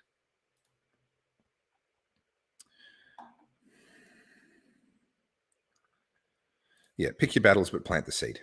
100%. 100%. What is the plan beyond freedom? This is what weighs on me the most, actually. All of this stuff will play out however it plays out. And any of us individually can only have a relatively modest impact on how all of this plays out. We're only one person. I'm still only one person. Rukshan is still only one person. He's having a huge impact. But ultimately, each of us, there's a limit to how much of an impact we can have. And I've used the analogy before. If the tide is going out, it doesn't matter how many people grab a bucket and start scooping water back up the beach, right? The tide's going out. You're not going to win that fight. Now, are we there in Australia? Are we at the point where it's hopeless and the tide is going out? I hope not. I'm certainly still fighting. I'm there with a bucket in the hope that this is not the tide going out on Western civilization. But here's where I get a little bit dark. And apologies to anyone who's not in a headspace to want to hear this. And it's not dark as in hopeless, but it's dark as in, let's be realistic about this. In 2019, before all this COVID-19 stuff blew up, Australia was already in a bad way. We're in a bad way financially with the amount of debt and unfunded liabilities we're taking on. We're in a bad way culturally with the amount of welfareism, middle-class welfare and welfare dependency that we have. We're in a bad way with the amount of government spending, the amount of people that are paid by the government, they're on the government teat. And all of those metrics have only gotten worse since COVID-19, but they were already bad. And we were already headed towards a situation where if we kept going the way we were going, then eventually the money was going to run out. Eventually we were going to end up in a failed state situation a la Venezuela, for example. And a lot of people mocked me when I came back from Venezuela in 2015 and started saying, look, there's nothing magic about us. If we make the same dumb mistakes, we'll end up in the same dumb place. Now, COVID has accelerated that process massively, but just getting back to 2019 levels of freedom, etc., we're still in a lot of trouble. Now, the trouble is less immediate. The trouble that we're in right now is very immediate, very in our faces. But the trouble that Australia was already in 2019 was still very real. And so we can't stop at just getting back our freedom. We have to keep pushing and keep going. And we've got to unwind a lot of things that have been done really since the 1960s in this country. And we've got to rediscover a love for entrepreneurialism, a love for capitalism. We've got to change that from being a dirty word. And these books, actually, let me go back to Sprui King, the books. These books are absolutely sensational at that. And if you missed the first part of this where I was talking about these books, I recommend that you, when this is over, you go back and you watch the first while. I read one of these books. I talked all about them, explained what they are, and why you need to have them in your house, and you need to have them as a couple of copies. So you've got gifts to give to other people, especially with kids. But even so, they're actually, they're perfectly readable for adults, and the lessons are just as good. We've got to rediscover what it was that made us prosperous and free in the first place, and that's a harder journey, and that journey worries me a lot more than the current COVID journey. So I've talked before about Plan B, and the fact that my family and I were putting in place a Plan B. And that's based on a conversation that I had with a chap in Venezuela when I was there. And that was a very, very impactful time. And I won't go through it again. I've talked about it multiple times in my slow chats. But in a nutshell, I will not allow my family to be stuck in Australia suffering the consequences of our own stupidity if the tide is going out. If that's what's happening in Australia, and we have been too spoiled and had it too easy for too long, and we're going to make all those same dumb mistakes, then I'm not going to condemn my family to still being here to suffer the consequences of all of those mistakes. So we're putting in place a plan B that will allow us to go to a different part of the world, not an English-speaking country. Not a country that is, because most of the Anglosphere, we're all making the same mistakes right now. We're all doing the same dumb things, and we're all arrogant enough to think that we'll get away with it. And the entire Anglosphere, I think, is going to get a very rude awakening unless we can change direction between now and then. And this is where there is a silver lining. If COVID had not come along, I think we would have kept just trundling along the way we were already going, and we would have sleepwalked into an absolute disaster.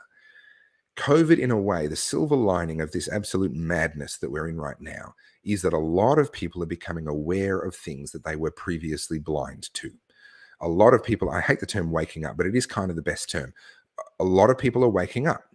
People have ignored politics for their entire lives. Oh, I can't really change what they do. I'm not going to put any time into it. I'm not going to try and understand it. I'm not going to try and influence it. And now they're realizing it doesn't matter how much you ignore politics. Politics will never ignore you. You're still a victim of what they do, even if you've ignored them all your life, and perhaps especially if you've ignored them all your life. And that's suddenly been put in front of people's faces. So if there was ever a hope of turning this country around and actually undoing a lot of the damage that's been done before COVID, in the decades before that, I think we have a better chance of actually achieving that now than what we would have had COVID never come along. So that's a long-winded answer, but we've got a lot of work to do. We've got a lot of work to do if we're going to keep and pass on to our children the freedoms that were passed on to us. I think we have a moral responsibility to try and pass those freedoms on. And we have a moral responsibility to make sure that if this ends badly, and those freedoms are lost, that history records that there were people who stood and there were people who tried. And that's a great way to look at it, Daniel. They tried to boil the frog too fast. It was trundling along, and everything was going along just fine as far as sort of the communists and the Cloward-Piven strategy. And again, I don't want to go too deep into political theory and all of that, but it was trundling along just fine. And then they tried to supercharge it. And I think that they've kind of awakened the sleeping giant, and a lot of Australians who have previously ignored politics are starting to wake up. Deborah, yes and no. It started with Gough Whitlam in the late 60s and the early 70s. I would say it started with a population that elected Gough Whitlam. It started culturally before it started politically, and we've got to get back all the way back then. Okay, and Elizabeth, spot on. Oops. Politics are downstream of culture, they say. Gough Whitlam was a product of the culture that voted him in. Daniel Andrews, I'm sorry to say, is a product of the culture. We are getting the government that we in Victoria deserve. Victorian voters have been incredibly stupid for a very, very long time. And we are getting the government that we deserve. And that's hard work. Changing that is hard work. Freedom and freedoms are very different things. Yep, that's a big conversation to have maybe some other time. I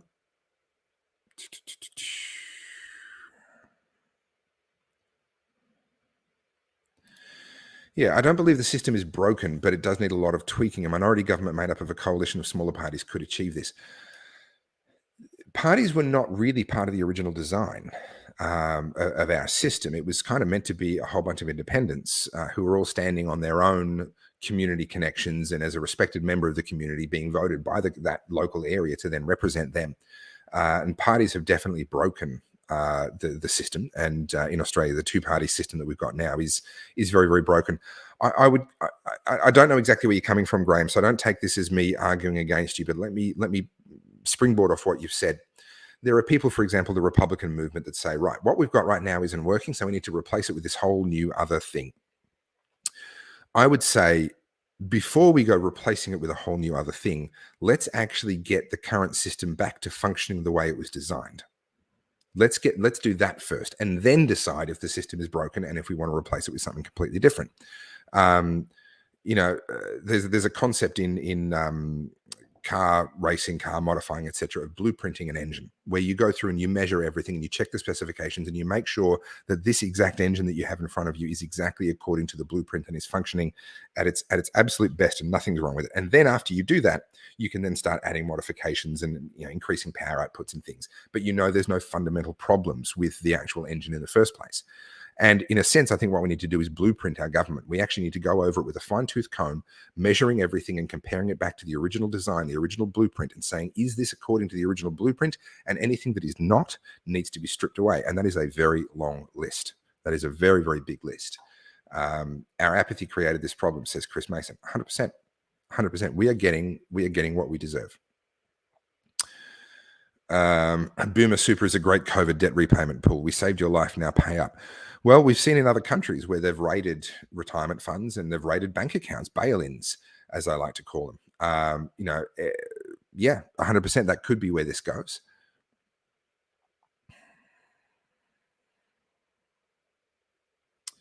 Yeah, so Lisa, Andrews cleverly has set the precedent and norm that Victorians are not to expect the same freedoms as New South Wales.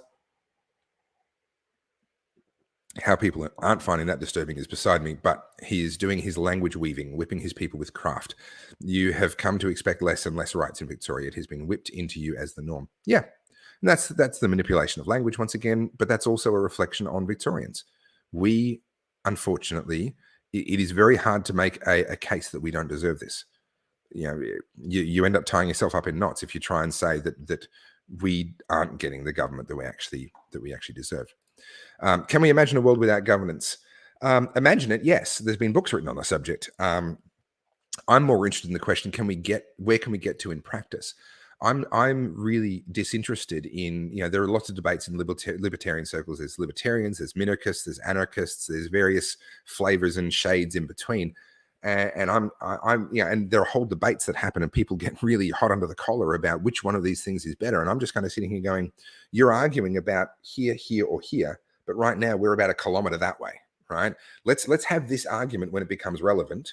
Let's just deal with the reality that we are way, way, way away from where we ought to be. And that's really been my focus. I mean, yes, we can imagine it. Could it work? Yeah, absolutely. It could work, and it could work very, very well. It's not really a relevant question right now in the reality of the world that we have.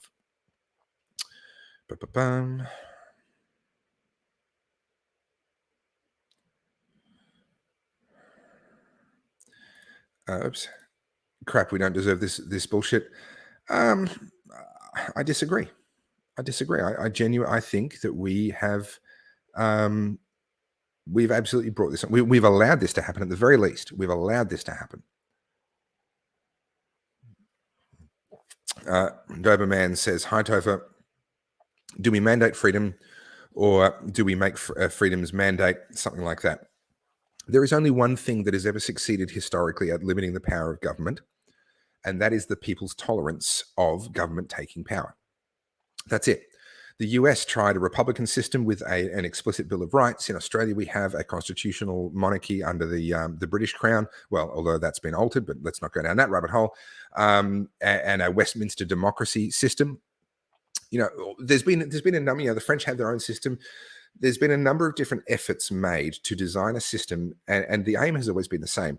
The aim has been to stop the government from being able to take too much power. That's been the primary focus in the design of the vast majority of political systems that have been implemented in the last sort of 250 years. The vast majority of them, the focus has been separation of powers, accountability between different branches of government, different bills of rights, or various other things that are supposed to limit the power of government.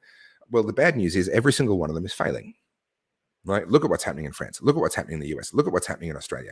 Every single one of these systems is actually failing. It's because in the end, they're just words on a page. Words on a page don't stop somebody who doesn't care about the law, which is where we've ended up. We're in a situation where we have a premier in Victoria, and I would say a prime minister in Australia, who don't actually care what the law is. And ultimately, why would they? It's just words on a page. The only thing that has been effective at limiting the power of government throughout all of history, and the only thing that will ever be effective, is the limit of the patience of the people to tolerate it. And what we need to do is to better educate Australians and to better equip Australians with peaceful means and intelligent means of ensuring that the government doesn't get away with taking more power. That's the only solution. It's a hard road. That's a hard, long, slow road, and we're seeing that. But to me, that's the only answer. And that's where I get a bit concerned, because I think Australians might be too far gone, might be too complacent, and might not actually be ready for the hard conversations and the hard decisions that come with taking responsibility for yourself. If you take power back, power comes with responsibility. Sorry to quote Spider-Man, but with great power comes great responsibility, right? There's a lot of people who are afraid of the responsibility over their own life. And so therefore, they actually don't want to take the power back, because if they did, that would mean that they had to take responsibility for themselves and be accountable for their own outcomes. And there's a lot of Australians that genuinely don't want that. All right, I'm mindful that this has now gone for nearly 3 hours, so I'm going to wind it up. But I am just going to one last time. If you missed the start of this, you really do need to go back, do yourself a favor, find out about the Tuttle Twins books. There are right now 12 of them. I only have 11 here because the 12th one has only just been written, and it actually mentions Victoria. And the 12th book is all about how fear gets used to control people. And Victoria is actually one of the examples that is cited in that particular book. So I'm just going to drop the link in here one more time. The Tuttle Twins books. Click on that link. It should pop up in both YouTube and in Facebook. Click on that link. Have a look. If you buy from them, having clicked in there through that link, then I will get a slice. All right. So it helps to support me as well. But I cannot recommend to you highly enough. Okay, that looks like it hasn't posted to Facebook. It posted to YouTube. Oh, no, it did post to Facebook. There we go. I cannot recommend them highly enough. My 5-year-old loves them, and as his brain develops more, he's going to start to like them even more. They're really for 5 to 12-year-olds. So as he hits 7 years, 8 years, 9 years, I mean, I read one to him earlier tonight. As soon as it was finished, he wanted me to reread the same book to him over again. He loves them. And they are talking about concepts of freedom, principles of liberty. They talk about economics. They talk about all the sort of stuff that you would think a kid can't possibly learn, but it just presents it beautifully. So go there, buy those, buy them for yourself, buy an extra set to give away to somebody else. I cannot recommend them highly enough. And yes, full disclosure, I make a little bit of money if you buy through that link. Okay. Well, thank you so much for joining me. I really do appreciate you guys joining me. This is wonderful for me and helps my headspace. I hope that you get value out of it. I assume you must, because there's 250 people still here. So I'm glad for that. It's wonderful that you also get value out of this. But it really is wonderful for me as well. And so I appreciate you being here. Ishnis asks, is there anything for young teens? Yes, they have 3 books that are designed for, I think, 12 to 17-year-olds. And if you go to the website, you'll find those there as well. They also have a couple of books for like preschoolers, kind of like toddler level books as well. So they've got a bit. What site for the books, says Anthony. I'll just repost that link once again, and hopefully that will come through. Give it a sec. Yep, there it is. So you should be. You should be able to click that and be able to see and go through and just have a good look. Have a good look and decide if you want them or not. But I really do recommend it. And the other thing, just to recap, understand where the gears are shifting. The tactics being used against the freedom movement are evolving. They're going on the attack now. They've attacked Avi. They've attacked Rukshan. Obviously, they've attacked Monica and Morgan. They haven't really come after me yet. I'm quite happy with that. I'm perfectly happy for it to stay that way. But who knows? My time may yet come. But expect to see and hear a lot more of the media really lashing out, and the government really lashing out. And that's the link there. Thank you, Marcus, for putting that on the screen. That's the link there. So just understand that that's where we're at. Okay. And don't let that fool you into thinking that people are being taken down or that we're losing. They will try and create a perception of sort of chaos amongst the freedom fighters. They will try to create the protest that the impression that they're arresting all the protest organizers and all that sort of stuff. No, it's too late for that. like I said earlier on, this has turned into a hydra now. And the people that pushed for a year and a half and did all the heavy lifting, they're no longer the ones doing the heavy lifting. This is now spreading, and there's more groups coming online and doing their own types of protests in their own way. And I think we're past the point where that matters, but they're going to lash out. Don't let that scare you. All right. Well, thank you so much. And again, I appreciate your company. It's really good for me. I feel great as a result of just being able to debrief, process a bunch of stuff, enjoy a cigar, enjoy a bit of whiskey, enjoy your thoughts, your comments, your questions. I really, really appreciate all of that. Arthur says, what was Ivy caught for? He wasn't caught, but they're bringing out articles attacking him now and dredging up stuff from his past. They're getting in his face. The police are in his face almost every single time he shows up to a protest now. So yeah, it just is what it is. And he's big enough and ugly enough to look after himself. He understands the game. So I wouldn't worry too much about Ivy. He knows what's going on. Chris Mason asked me what whiskey I'm drinking. Well, right at the very end here. This is my first time ever drinking this. I quite like it, actually. I think I'm actually enjoying this more than the other Lafrogue that I've had in the past. But I haven't actually been paying a lot of attention to the flavors, to be honest. I've kind of been chatting. So anyway, that's it. Thank you. I really appreciate your company. And I will be online again for another slow chat on Thursday, where I do have Dr. Paul Monk. I've been trying to get him on for a little while. He was ASIO's senior analyst for China. He understands China like nobody else does, and he's also been involved in assessing defense procurement. So I'll be discussing China with him, the South China Sea and what's happening there, Chinese politics and how that might impact us. But I'll also be discussing the submarines and the reneging on the France agreement and now going nuclear. And so we're going to have that big conversation, which should be nice because it'll be a night of not talking about COVID stuff. So I'm looking forward to that. So join me on Thursday if you don't have other plans, and otherwise stay well. Chat soon.